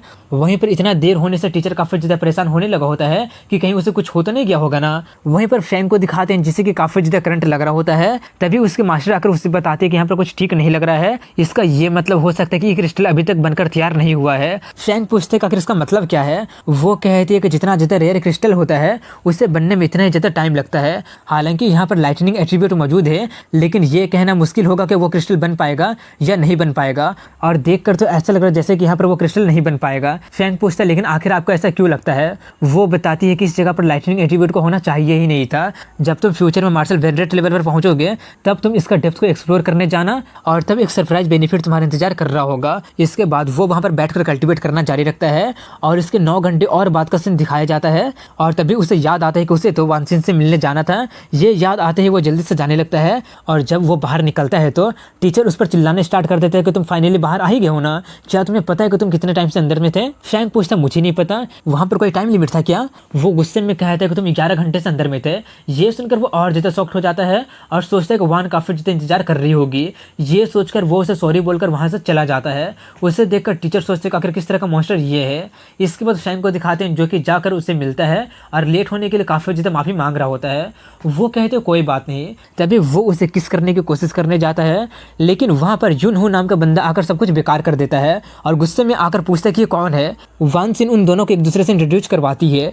ये सुनकर फैंग वान को कमर से पकड़कर उससे अपने करीब लाते हुए कहते हैं अभी तक वान का ख्याल रखने के लिए थैंक्स, लेकिन अब उसे परेशान करने की कोई भी जरूरत नहीं है, मैं अपनी बंदी को खुद प्रोटेक्ट कर सकता हूँ। ये सुनकर वो काफ़ी ज़्यादा शर्मा जाती है। तो वहीं पर ये सुनकर युन हो काफ़ी ज़्यादा गुस्सा हो जाता है और रोने का नाटक करते हुए सोचता है कि जब मैंने इसे पहली बार देखा था तो तभी मैंने सोच लिया था कि ये वो पर्सन है जिसे कि मैं जिंदगी भर प्रोटेक्ट करूंगा। इतना सोचकर वो काफ़ी ज़्यादा गुस्सा होते हुए कहता है कि तुम्हारा जैसे एक मेयर मिडिल स्टेज का मार्शल मास्टर वानसिन को वर्दी नहीं है, वीक पर्सन वानसिन के लिए वर्दी बिल्कुल भी नहीं है। वहीं पर वो कमोशन सुनकर वहाँ पर काफ़ी सारे लोग आ जाते हैं और तमाशा देखकर बातें करना शुरू कर दिए होते हैं। तभी फैंग उससे पूछता है तो तुम्हारा मतलब है तुम काफ़ी ज़्यादा स्ट्रॉन्ग हो। ये देखकर वो सोचता है कि मुझे प्रोवोक करने का आखिर इसका हिम्मत कैसे हो रहा है। ये सोचकर वो उससे कहते हैं कि काफ़ी कॉन्फिडेंट लग रहे हो, क्यों ना मुझसे एक बार फाइट कर लो। वो देखकर फैंग सोचते हैं अंडर 20 यून हो ऑलरेडी ग्रैंड मार्शल के मिडिल लेवल में पहुंच गया है और उसके पास अर्थ एट्रीब्यूट भी है। ये सब सोचकर फैंग उससे कहता है कि वीक पर्सन सच में वानसिन का वर्दी नहीं है, लेकिन वीक मैं नहीं बल्कि तुम हो। तभी वानसिन उन दोनों को रोकने लगती है,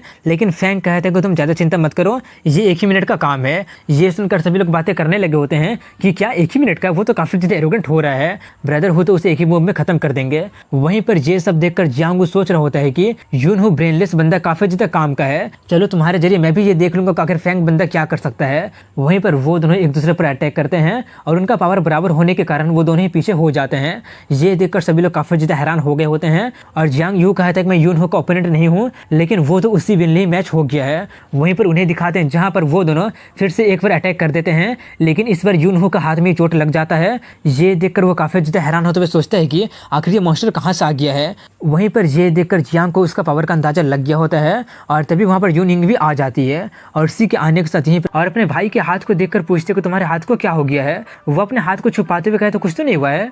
वहीं पर जियांग यू को दिखाते हैं जो कि वहाँ से जाने लगा होता है। उसे वहाँ से जाता देखकर फैंग समझ जाता है कि जरूर उसका दिमाग में कोई खिचड़ी पकड़ा होगा। तभी यूनिंग फैंग से कहते कि तुम इसे कैसे एक्सप्लेन करने वाले हो। वो कहते हैं कि अपने स्किल एक्सचेंज करना स्कूल के रूल के खिलाफ नहीं है, आप फालतू में इस मैटर को ज़्यादा बड़ा मत कीजिए। ये सुनकर वो अपना ऑरा का यूज करते हुए कहती है कि क्या तुम मुझे चैलेंज करने की कोशिश कर रहे हो। ये देखकर वानसिन उसे रोकने जाती है, लेकिन फैंग उसी को रोकते हुए कहता है कि तुम ज़्यादा चिंता मत करो। ये बोलकर वो उससे कहता है कि लगता है कि आप काफ़ी ज़्यादा इम्पेशेंट हो रही है, लगता है कि आप ये भूल गए कि हमारे चैलेंज कुछ ही महीने में होने वाला है। ये सुनकर वहाँ पर मौजूद सभी लोग काफ़ी ज़्यादा हैरान हो जाते हैं और उसी के बारे में बातें करने लगते हैं कि कहीं वो पागल तो नहीं हो गया है ना। वहीं पर ये सुनकर यूनिंग सोचती है कि 3 साल पहले जब ये इस चैलेंज को बोला था तब मैं इसे सीरियसली नहीं ली थी, लेकिन आज ये इसको लेकर मुझे कई बार प्रोवोक कर दिया है, इसलिए मुझे इसका चैलेंज को रिस्पेक्ट करना ही पड़ेगा। ये सोचकर वो उससे कहते तो ठीक है, मैं तुम्हारे चैलेंज को एक्सेप्ट करती हूँ। फैंग भी कहता तो ठीक है, हाफ मंथ के बाद मैं आपका यहीं पर इंतजार करूंगा।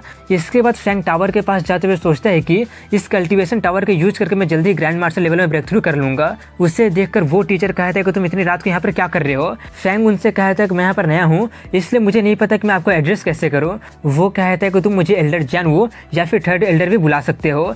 ये सुनकर फैंग सोचते हैं कि इसका मतलब इनका स्ट्रेंथ जरूर मार्शल एंसेस्टर लेवल जितना होगा और अभी भी 3rd रैंक में ही है, इसका मतलब जरूर 3 एल्डर इससे भी हाई लेवल का होगा और 4th और 5th लेवल का भी हो सकता है। तभी 3rd एल्डर उससे कहता है कि मैं काफ़ी सालों से इस टावर को देख रहा हूँ, लेकिन अभी तक तुम्हारे जैसा नहीं देखा हूँ, तुम तो सच में काफ़ी ज़्यादा टैलेंटेड हो। ये बोलकर वो उसे चेतावनी देते हुए कहता है कि जब तुम कल्टीवेट करने जाओगे तो टावर के ज़्यादा डेप्थ में मत जाना। ये सुनकर फैंग थोड़ा सा चौंकते हुए पूछता है लेकिन क्यों। वो बताते हैं कि वहाँ पर एक थंडर प्रिजन है और वहाँ पर काफ़ी सारे सारे मार्शल एंसेस्टर लेवल वाले भी सर्वाइव नहीं कर पाए हैं। जब हुआ फैमिली का ओल्ड एंसेस्टर यहाँ पर आया था तब यहाँ पर सिर्फ और सिर्फ जंगल ही था और उसके बाद उन्हें एक मेट्रिट क्रेटर के अंदर में एक थंडर प्रिजन मिला था, इसलिए उन्होंने यहाँ पर कल्टीवेशन टावर को स्टेबलाइज कर दिया और इसीलिए हुआ फैमिली इतना ज़्यादा डेवलप हो गया। लेकिन उस एंसेस्टर को उस थंडर प्रिजन के बारे में कुछ भी पता नहीं चला था और जब वो ओल्ड एंसेस्टर चल बसे थे तब एकेडमी के काफ़ी सारे एक्सपर्ट डेप्थ में इन्वेस्टिगेट करने चले गए थे, लेकिन उनमें से कोई भी सर्वाइव नहीं कर पाया था, इसलिए वो थंडर प्रिजन अभी भी एक मिस्ट्री बनकर रह गया है। फैंग उन्हें उसके एडवाइस के लिए थैंक्स कहता है और जाकर कल्टीवेट करने लगता है। इसके बाद प्रिंस के मैंशन को दिखाते हैं जहाँ पर यूनचियान से मिलने डिन गया होता है और कहता है कि मुझे पता नहीं था कि आप वापस आ गए हैं, और कुछ बातें करने पर पता चल गया होता है कि फैंग हाउ ही उसका पॉइजन को क्योर किया है। ये जानकर डीन थोड़ा सा चौंक जाता है। उसका वैसे एक्सप्रेशन देखकर यूनचियान कहते लगता है कि तुम मुझसे पहले मिल चुके हो। डीन कहता है कि सिर्फ उसका अटेंशन ही नहीं मिला है बल्कि वो एकेडमी में एंटर करते ही दोनों कोर्ट को अपसाइड डाउन कर दिया है। कल रात को तो उसने यून यू को भी पब्लिकली में हरा दिया और वहीं पर यून इंग से कुछ 3 साल का पहले का अग्रीमेंट के बारे में कुछ बोला था। ये सुनकर यूनचियान थोड़ा सा चौंक जाता है और कहता तो इसका मतलब यून इंग ही वो पर्सन है जो कि ट्रबल क्रिएट कर दी है। डीन कंफ्यूज होते हुए कहता है क्या ट्रबल, ये तो सिर्फ उन बच्चों के बीच का ग्रज है, तुम इसको लेकर इतना ज्यादा नर्वस क्यों हो रहे हो। यूनचियान ऑलमोस्ट चिल्लाते हुए कहता है कि तुम कुछ समझ नहीं रहे हो, यूनचिंग अब बहुत ही बड़े खतरे में पड़ गया है। डीन उससे पूछते कि इसका यूनचिंग से क्या लेना देना है। वो उसे बता देते कि उसे भी मेरे तरह जहर दे दिया गया है और मिलिट्री इनस्टेबिलिटी के डर के कारण वो पब्लिकली में किसी को भी कुछ भी नहीं बताया है। अब सिर्फ फैंग हाउ ही उसे बचा सकता है और अगर उनका रिलेशन और ज्यादा खराब हो जाएगा तो इन सबको बचाना और ज्यादा मुश्किल हो जाएगा। हम साइलेंट किंगडम में यूनचिन को खो नहीं सकते हैं। ये बोलकर वो यूनिंग से बातें करने जाने लगता है, लेकिन डीन उससे रोकते हुए कहते हैं कि पहले इंतजार करके देख लेते हैं कि उनका चैलेंज का रिजल्ट क्या होता है। यूनचियन कुछ सोचते हुए कहते हैं कि अगर कुछ गलत हो गया तो उसका पर्सनैलिटी के हिसाब से उसका हेट्रेड और ज़्यादा डीप हो जाएगा। इसके हाफ मंथ बाद का सीन दिखाया जाता है जहाँ पर फैंग हाउ अभी भी उसी टावर में कल्टीवेट कर रहा होता है और अपने फिजिक को ब्रेक थ्रू कर लिया होता है। ये देखकर वो काफ़ी ज़्यादा खुश हो जाता है और कल्टीवेट जारी रखने के बारे में सोचता है, लेकिन तभी वो ये नोटिस करते हैं कि उसका पूरा का पूरा मेडिसिनल पावर खत्म हो गया होता है, इसलिए अब वो उसी ऑक्शन हाउस जाने के बारे में सोचता है। अगले समय वही ऑक्शन हाउस को दिखाते हैं जहाँ पर वो यंग काफ़ी ज़्यादा बेचैन होते हुए सोच रहा होता है कि ऑलरेडी हाफ मंथ हो गया है लेकिन मास्टर अभी तक क्यों नहीं आ पाए हैं। तभी वहाँ पर फैंग पहुँच जाता है। उसे देखकर वो यंग काफ़ी ज़्यादा खुश हो जाता है और उसका वेलकम करने लगता है और उसे अपने फादर के पास लेकर जाता है और उसे एक रिंग देते हुए कहता है कि अब जो हर्ब को कलेक्ट करने के लिए बोले थे वो इसके अंदर में है। फैंग निकाल कर देखकर काफ़ी ज़्यादा खुश हो जाता है और एक हर्ब को खाते हुए कहता है कि मैं अभी आपको ट्रीट कर देता हूँ। ये बोलकर वो उसे हील करने लगता है और आधे घंटे के बाद वो उसे पूरी तरह से हील कर देता है। अपने हालत में पूरी तरह से सुधार देखकर वो काफ़ी ज़्यादा खुश हो जाता है और उसे ग्रेट गिफ्ट के तौर पर काफ़ी सारे हर्ब दे देता है जिसमें से कुछ रेयर और काफ़ी ज़्यादा प्रीशियस भी होते हैं और उसके साथ साथ 10 मार्शल क्रिस्टल भी होता है। वो देखकर वो काफ़ी ज़्यादा शॉक्ड हो जाता है। तभी वो यंग पूछते हैं कि आप सेटिस्फाई तो है ना मास्टर। फैंग उनका गिफ्ट को एक्सेप्ट कर लेता है और जाते हुए सोचते हैं कि इन हर्ब के कारण अब मेरा ग्रैंड मार्शल में प्रमोट होने का चांस काफ़ी ज़्यादा बढ़ गया है और वो जा ही रहा होता है कि तभी उसे प्रेसिडेंट क्वांग ई दिख जाता है जो कि फैंग से कहता है कि मुझे पता था कि आप ऑक्शन हाउस जरूर आएंगे, इसलिए मैं काफ़ी दिनों से आपका इंतजार कर रहा था। इतना बोलकर वो आगे उससे कहता है कि मैं ऑलरेडी तुम्हारे डीन से बात कर चुका हूँ, क्यों ना आप हमारे फार्मासिस्ट गिल्ड को ज्वाइन कर लीजिए, मैं आपको गिल्ड का प्रेसिडेंट बना दूंगा और मैं वाइस प्रेसिडेंट बन जाऊंगा। ये सुनकर फैंग नर्वस होते हुए कहने लगा होता है कि आप मुझे कुछ ज़्यादा ही सोच रहे हैं। वो उसके सामने झुकते हुए कहता है कि आपका एबिलिटी के हिसाब से तो आपका हमारा प्रेसिडेंट बनना ऑनर की बात होगी, लेकिन फैंग उनसे ये झूठ बोल देते कि अभी तक तो मैंने अपने बॉडी में रियल मेडिकल पिल को फॉर्म भी नहीं कर पाया हूँ। ये सुनकर वो काफ़ी ज़्यादा चौंक जाता है। वहीं पर फैंग कहता है कि मैं आपके अच्छे इरादे को अप्रिशिएट करता हूँ, लेकिन मैंने अपने पूरे लाइफ को मार्शल आर्ट्स को डिवोट कर दिया है। ये बोलकर वो वहाँ से चला जाता है। वहीं पर वो उसे जाता हुआ देखकर सोचता है कि बिना रियल पिल के ही वो इतना ज़्यादा हाई लेवल में पहुँच गया है, लेकिन उसके लिए तो मेडिकल किंग गाइड बुक की तरह होना चाहिए, लेकिन क्या एक ऑर्डिनरी पर्सन मेडिसिनल किंग को पा सकता है? यही सब वो सोचकर काफ़ी ज़्यादा कंफ्यूज हो रहा होता है। इसके बाद अगले सीन में दिखाते हैं कि उनका 3 साल का अग्रीमेंट वाला मैच स्टार्ट होने वाला होता है, जिसे देखने के लिए पूरा का पूरा भीड़ लग गया होता है और काफ़ी सारे सीनियर एल्डर भी आ जाते हैं। ये देखकर सभी लोग बातें करने लगे होते हैं कि लगता है कि ये चैलेंज ने एकेडमी के सीनियर मैनेजमेंट को भी नोटिस कर लिया है। वहीं पर जियान नाम के एल्डर जियानवू से कहते हैं कि जिस बच्चे के बारे में तुम बोल रहे थे वो अभी तक क्यों नहीं आया है। ये बोलकर वो उससे बेट लगाने के बारे में कहता है। जियानवू पूछता है कैसा बेट? वो कहता है 20 मार्शल क्रिस्टल का। मैं बेट कर रहा हूँ कि यूनिंग जीतेगी। यांगू यानी कि थर्ड एल्डर कहता है कि ठीक है, मैं फैंग हाउ पर बेट कर रहा हूँ। ये सुनकर वो थोड़ा सा चौंकते हुए पूछता है क्या तुम सच में कर रहे हो? जियान वो कहता है कि इसमें डरने की क्या बात है, तुम बस अपने क्रिस्टल को तैयार रखना। इसके 1 घंटे बाद का सीन दिखाया जाता है और फैंग हाउ अभी तक नहीं आया होता है, इसलिए गर्मी में उसका इंतजार करते करते सभी लोग कहने लगे होते हैं कि लगता है कि वो सच में डर गया होगा। वहीं पर ऊपर में ये देखकर एल्डर जियान भी कहने लगा होता है कि लगता है कि मैं जीत गया हूँ। थर्ड एल्डर कहते हैं कि ज्यादा चिंता मत कर, वो जरूर आएगा। ये बोलकर वो सोचते हैं कि लगता है कि वो अभी तक टावर में कल्टिवेट कर रहा होगा और अपना फाइनल ब्रेक थ्रू कर रहा होगा। वहीं पर टावर में फेंग हाओ को दिखाते हैं जो कि अपना आखिरी मार्शल क्रिस्टल का यूज करके अपना फाइनल ब्रेक थ्रू करने वाला होता है और कुछ ही देर के बाद वो सक्सेसफुल ब्रेक थ्रू करके ग्रैंड मास्टर रिले में पहुंच जाता है। तभी उसके मास्टर कहते हैं कि ज़्यादा खुश मत हो, अगर तुम जल्दी नहीं जाओगे तो तुम्हारा सारा मेहनत पर पानी फिर जाएगा। ये सुनकर उसे उसका चैलेंज के बारे में याद आ जाता है और वो दौड़कर जाने लगा होता है। वहीं पर अरीना में दिखाते हैं जहाँ पर एल्डर जॉन काफ़ी ज़्यादा खुश होकर कह रहे होते हैं कि क्या तुम अपना विश क्रिस्टल को तैयार कर लिए हो ना। वो कहते हैं कि ज़्यादा खुश मत हो। ये बोलकर वो सोचने लगे होते हैं कि आखिर वो अभी तक आया क्यों नहीं। तभी फेंग हाओ वहाँ पर आ जाता है और उसका ऑरा देखकर सभी लोग समझ जाते हैं कि वो ग्रैंड मार्शल लेवल में पहुँच गया है। ये देखकर सभी लोग काफ़ी ज़्यादा चौंक जाते हैं और उसी के बारे में बातें करने लगे होते हैं कि एक ही महीने में वो इतना ज़्यादा आगे कैसे पहुँच गया है। और ये देखकर तो जॉन और जून ये भी काफ़ी ज़्यादा शॉक्ड हो गए होते हैं। वहीं पर ऊपर में अब एल्डर जॉन वो उसका मजाक उड़ाते हुए कहने लगे होते हैं कि मैंने कहा था ना कि वो जरूर आएगा, अब अपना क्रिस्टल को तैयार रखना। जॉन नान कहते तो क्या हो गया, अगर वो आ भी गया है तो इससे कोई फर्क नहीं पड़ता है कि वो ग्रैंड मास्टर रिले में पहुंच गया है, फर्क इससे पड़ता है कि वो फिर भी हार जाएगा। वहीं पर नीचे में वान सिन जल्दी से फेंग के पास चली जाती है और कहने लगे होते कि मुझे बहुत ही चिंता हो रही थी। फेंग उससे कहते हैं कि तुम्हें ज़्यादा चिंता करने की जरूरत नहीं है, मैं बिल्कुल ठीक हूँ। वहीं पर उन दोनों को इतना ज़्यादा करीब देखकर सभी लोगों का दिमाग काफ़ी ज़्यादा खराब होने लगा होता है और तभी वहाँ पर डीन और वाइस प्रेसिडेंट भी आ जाते हैं। उन्हें देखकर सभी लोग उन्हें ग्रीट करने लगते हैं। वहीं पर नीचे फेंग उससे कहते हैं कि जैसा कि मैंने प्रॉमिस किया था अब मैं आ गया हूँ। उसे देखकर वो सोच रही होती है कि ये 3 साल में सच में काफ़ी ज़्यादा बदल गया है। मुझे सच में लगा नहीं था कि वो ग्रैंड मास्टर लेवल में पहुँच जाएगा, अब तो वो सच में पहले वाला जिद्दी और मीडियोकर नहीं रहा। फेंग उससे कहा था कि 3 साल पहले जैसे कि मैंने बोला था कि मैं तुम्हें अपने हाथों से हराऊंगा, बोलो तो क्या अब तुम तैयार हो। ये सुनकर वो काफ़ी ज़्यादा गुस्सा हो जाती है और फाइट करने के लिए तैयार होने लगती है। ये देखकर डीन वाइस प्रेसिडेंट से कहता है कि उन दोनों पर नजर रखना, दोनों में से किसी को भी कुछ भी होना नहीं चाहिए। और तभी वहाँ पर नीचे उनका फाइट स्टार्ट हो जाता है और इसी के साथ यहीं पर जहाँ पर फेंग उस पर हमला करने जाता है लेकिन यून उसे एक ही बार में अपना आइस पावर का यूज करके दूर कर देती है और काफ़ी प्राउडली मुस्कुराने लगती है। वहीं पर फेंग को दिखाते हैं जहाँ पर उसे कुछ भी नहीं होता है और वो कहते हैं कि ज़्यादा खुश मत हो, वो तो बस छोटा सा टेस्ट था। ये बोलकर वो फिर से उस पर अपना थंडर फिस्ट से हमला करने के लिए आगे बढ़ता है। वो काउंटर करते हुए यून अपना आइस पाल्मे का यूज करके अटैक कर देती है लेकिन फेंग उसके सभी अटैक को न्यूलीफाई करके उसके पाल्मे पर अटैक कर देता है जिसके फोर्स से यून का नीचे का धरती टूट जाती है। लेकिन उससे यून को कोई भी फर्क नहीं पड़ता है क्योंकि वो जल्द ही अपना पावर का यूज करके फेंग को दूर फेंक देती है। ये देखकर वान सिन काफ़ी ज़्यादा डर जाती है लेकिन वहीं पर फेंग खुद को संभाल लेता है और ये देखकर सभी लोग थोड़े से हैरान हो जाते हैं कि आखिर वो सच में सर्वाइव कैसे कर गया। और उसी के बारे में काफ़ी ज़्यादा बातें करते हुए कहते हैं कि कहीं इसका मतलब उसके पास कोई हाई ग्रेड का टेक्निक तो नहीं है ना। वहीं पर ये देखकर डीन भी कहते हैं कि उतना बुरा नहीं है, देखकर ऐसा लग रहा है जैसे कि वो अपना टेक्निक को किसी पावरफुल पर्सन से इनहेरिट किया होगा। दूसरी तरफ ये देखकर बाकी के टीचर भी उसी के बारे में बातें कर रहे होते हैं और एल्डर जॉन वो भी काफ़ी ज़्यादा खुश हो रहे होते हैं। वहीं पर नीचे में फेंग हाओ को दिखाते हैं जो कि अपना अभी का हालत को देखकर सोच रहा होता है जैसे कि मैंने सोचा था, मेरे पास अभी सिर्फ कुछ ही मार्शल टेक्निक बच रहा है और अभी सिर्फ रेसिंग थंडर फिस्ट और शॉकिंग थंडर स्लैश का यूज कर सकता हूँ लेकिन वो मेरा काफ़ी ज़्यादा पावर का यूज कर लेते हैं। अच्छा हुआ कि मेरे पास मेडिकल हर्ब था जो कि मुझे हील कर रहा है, नहीं तो पता नहीं क्या हो जाता। अगर मैं लो ग्रेड का मिस्ट्री लेवल के स्किल का मास्टर करके उससे फाइट करता तो इसका रिजल्ट इतना भी बुरा नहीं होता। ये बोलकर वो अपने एक दूसरे ही स्किल का यूज करने लगता है। दूसरी तरफ से उसका उतना ज़्यादा पावर को देखकर दोनों जियांग और यून काफ़ी ज़्यादा शॉक्ड हो गए होते हैं। वहीं पर उसका स्पीड और ताकत को देखकर यून काफ़ी ज़्यादा शॉक्ड हो जाती है लेकिन अभी उसके पास हैरान होने का टाइम नहीं होता है, इसलिए वो जल्दी से उस पर हमला करने लगती है। लेकिन फेंग को दोबारा अपने अटैक को दोबारा से खत्म होते देखकर वो फिर से काफ़ी ज़्यादा शॉक्ड हो जाती है और तभी फेंग ऊपर से आकर उस पर हमला करने जाता है। ये देखकर अब यून का दिमाग काफ़ी ज़्यादा खराब हो जाता है और वो भी सीरियस होकर अपना आइस एट्रीब्यूट का असली पावर का यूज करने लगती है जिससे वहाँ का ठंड काफ़ी ज़्यादा बढ़ जाता है जिससे सभी लोगों को फर्क पड़ने लगता है। और वहीं पर वो अपने काफ़ी ज़्यादा पावरफुल स्ट्राइक से हमला कर देती है जिससे काउंटर करने के लिए फेंग भी अपने एडी चोटी को जोर लगा देता है जिससे वहाँ पर एक जोरदार एक्सप्लोजन हो जाता है। ये देखकर डीन सोचते कि कहीं इस रेट पर कोई गड़बड़ ना हो जाए।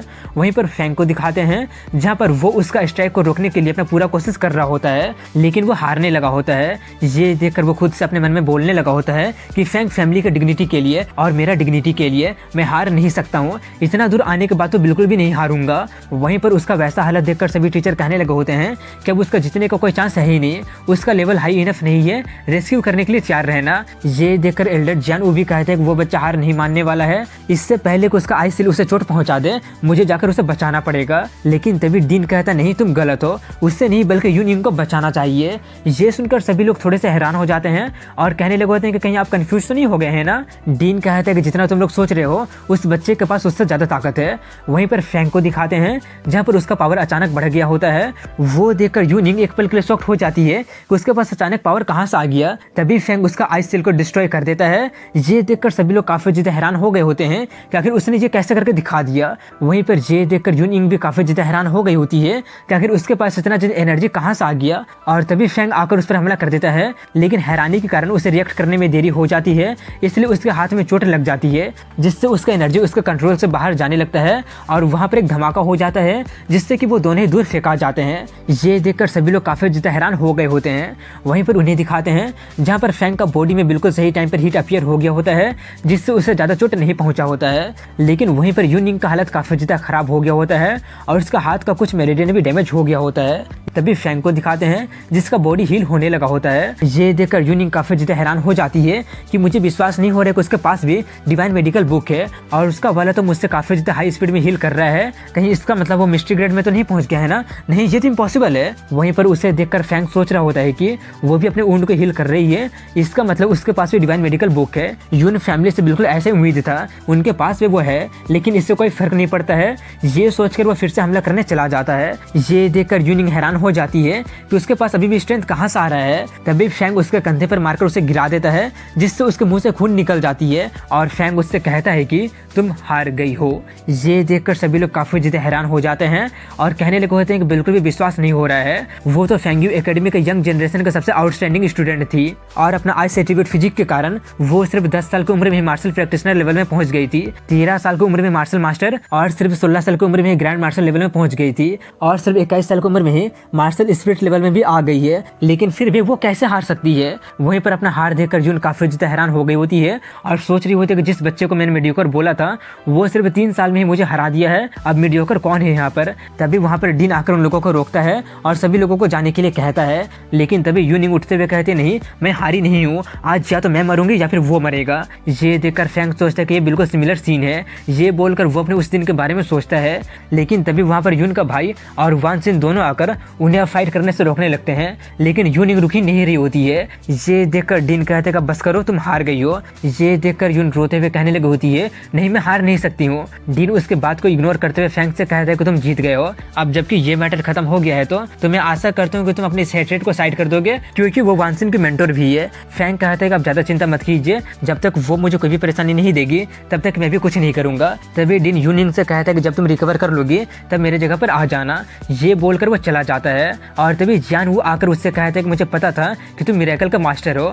उससे देखकर फेंग उसे ग्रीट करता है और तभी वो उसे मार्शल क्रिस्टल दे देता है, जिससे देखकर फेंग थोड़ा सा कंफ्यूज हो गया होता है। वो कहता है कि मैं इन्हें बेट में जीता हूँ, उन्हें तुम्हारा ताकत पर विश्वास नहीं था, लेकिन तुम जीत गए हो, इसलिए तुम इस क्रिस्टल को डिजर्व करते हो। ये बोलकर वो बाय बोलकर वहां से चला जाता है। तभी फेंग गिर जाता है। ये देखकर वान सिन पूछने लगती है कि क्या तुम ठीक तो हो ना। वो कहता हाँ मैं ठीक हूँ, मुझे बस ऐसा लग रहा है जैसे कि 3 साल के बाद अब मैं फाइनली रिलैक्स कर सकता हूँ। और अपने मन में कहते हैं कि फादर फाइनली मैंने आपका सेम को अवेंज कर लिया है। अगले सीन में डीन के जगह को दिखाते हैं जहाँ पर वो यूनिंग से कहते हैं कि तुम्हारे ग्रैंडफादर काफी ज्यादा इल है और कोई भी उसे हील नहीं कर पा रहा है, लेकिन मुझे पता चला कि एक पर्सन है जो कि उसे हील कर सकता है, लेकिन मैं ये सोच रहा हूँ कि क्या तुम उसे इन्वाइट करना चाहोगी या इन्वाइट नहीं करना चाहोगी। यून कहते कौन है वो पर्सन, मैं अपना पूरा कोशिश करूंगी। डीन कहता है फेंग आओ। ये सुनकर वो काफी ज्यादा हैरान हो जाती है और कहने लगी होती कि आखिर ये पॉसिबल कैसे हो सकता है। डीन कहते हैं कि कुछ भी इम्पॉसिबल नहीं है, यून चियान को भी उसी ने क्योर कर दिया है। ये सुनकर वो और ज्यादा हैरान हो जाती है और अफसोस करते हुए कहने लगी होती है कि उस वक्त में सिर्फ गुस्सा थी और बिना सोचे लिए कि मेरे एक्शन के कारण अभी ये हालत हो गया है, मैंने कभी सोचा नहीं था कि मैं ही लोगों को बुली कर रही हूँ। तभी डीन उससे कहता है इसीलिए अभी तुम पर डिपेंड करता है कि तुम उसे फ्रीज कर सकती हो या नहीं कर सकती हो। इसके आधे दिन बाद यून मैंसन का सीन दिखाया जाता है जहाँ पर वो दोनों भाई बहन उन्हें बता देते हैं कि एक स्टूडेंट उसे चोट पहुंचा दिया है और वो बंदा इस साल का फ्रेशमैन है। ये सुनकर उसके ग्रैंडफादर काफी ज्यादा खुश होते हुए कहते हैं कि मैंने उस जीनियस के बारे में अभी तक क्यों नहीं सुना है। तो तभी यूनिंग नीचे गिरकर कहने लगी होती है हाँ उसका नाम फेंग हाउ है, मैं चाहती हूँ कि आप मुझ पर एक एहसान कर दे। ये देखकर वो हैरान होते हुए उसे उठाते हुए कहने लगा था कि ये तुम क्या कर रही हो, जल्दी से उठो, उठकर बताओ, मैं प्रॉमिस करता हूँ कि मैं कुछ भी करूंगा। वो दुखी होते हुए कहती है कि मैं चाहती हूँ कि आप हमारे बैटल के रिजल्ट को पूरे कंट्री में फैला दे, साइलम किंगडम के सभी लोगों को पता चल जाना चाहिए कि यूनिंग को फेंग हाउ ने हरा दिया है। ये सुनकर यून चंग थोड़ा सा शॉक्ट हो जाता है। तभी यूनिंग अपना सर पटक कर कहने लगी होती है कि अगर आप इससे अग्री पूरी नहीं करेंगे तो मैं पूरे दिन तक यहाँ पर नील डाउन करके रहूंगी। ये देखकर यून सिंह काफी ज्यादा गुस्सा होते हुए कहता है कि बुल सिटिंग करना बंद करो। लेकिन तभी बाहर से आवाज आता है कि बुल सिटिंग तो तुम कर रहे हो। ये सुनकर वो लोग थोड़े से चौंक जाते हैं कि अब ये कौन आ गया। तभी उसे दिखाते हैं जो कि यूनचियान होता है, जो कि आते हुए कहते हैं उसका बेस को मैं पूरा कर दूंगा। उसके मुंह से ऐसा बात सुनकर यून सिंह काफी ज्यादा गुस्सा हो जाता है और अपने गेट के पास रखा हुआ प्लांट को तोड़ते हुए कहता है कि तुम यहाँ पर क्या कर रहे हो, ये मेरा फैमिली का प्राइवेट मैटर है, इसलिए तुम अपने काम से काम रखो। यूनचियान उससे कहते हैं कि साइलम किंगडम में ऐसा कुछ नहीं है जो कि हमारा हुआ फैमिली ना कर सके। ये बोलकर वो यूनिंग को उठाते हुए कहता है कि उससे बेग मत करो, मैं तुम्हारे लिए ये कर दूंगा। ये देखकर यून सिंह काफी ज्यादा गुस्सा हो जाता है और उस पर हमला कर देता है। उससे काउंटर करने के लिए यूनचियान भी उस पर हमला कर देता है, लेकिन उन दोनों को फाइट करने से रोकने के लिए वही बीच में आ जाती है, जिससे उसे चोट लग जाती है। ये देखकर उसके ग्रैंडफादर और उसके भाई काफी ज्यादा शॉक्ड हो जाते हैं और यून उससे कहने लगी होती है कि प्लीज मुझसे प्रॉमिस कीजिए। उसका वैसा हालत देखकर वो प्रॉमिस कर देता है और जल्दी से मेडिसिन लाने के लिए कहता है। इसके कुछ देर बाद का सीन दिखाया जाता है जहाँ पर शोंग उससे कहता है मुझे बताओ कि क्या वो फैंग हाओ फार्मासिस्ट है जिसने तुम्हें हील किया है। यूनचियान कहता है कि जबकि तुमने सब कुछ गेस कर ही लिए हो तो मुझे कुछ बोलने की जरूरत है ही नहीं। ये सुनकर वो उठकर वहां से जाते हुए कहता है तो ठीक है, तुम इस न्यूज को फैला दो, मैं ऐसा प्रिटेंड करूंगा जैसे कि मैंने कुछ देखा ही नहीं है और मैं कुछ जानता ही नहीं हूँ। और उसका यही बोलने के साथ यहीं पर इस एपिसोड की एंडिंग हो जाती है। तो मिलता हूँ कल इसी वक्त अगली वीडियो में, तब तक के लिए हैव अ गुड डे।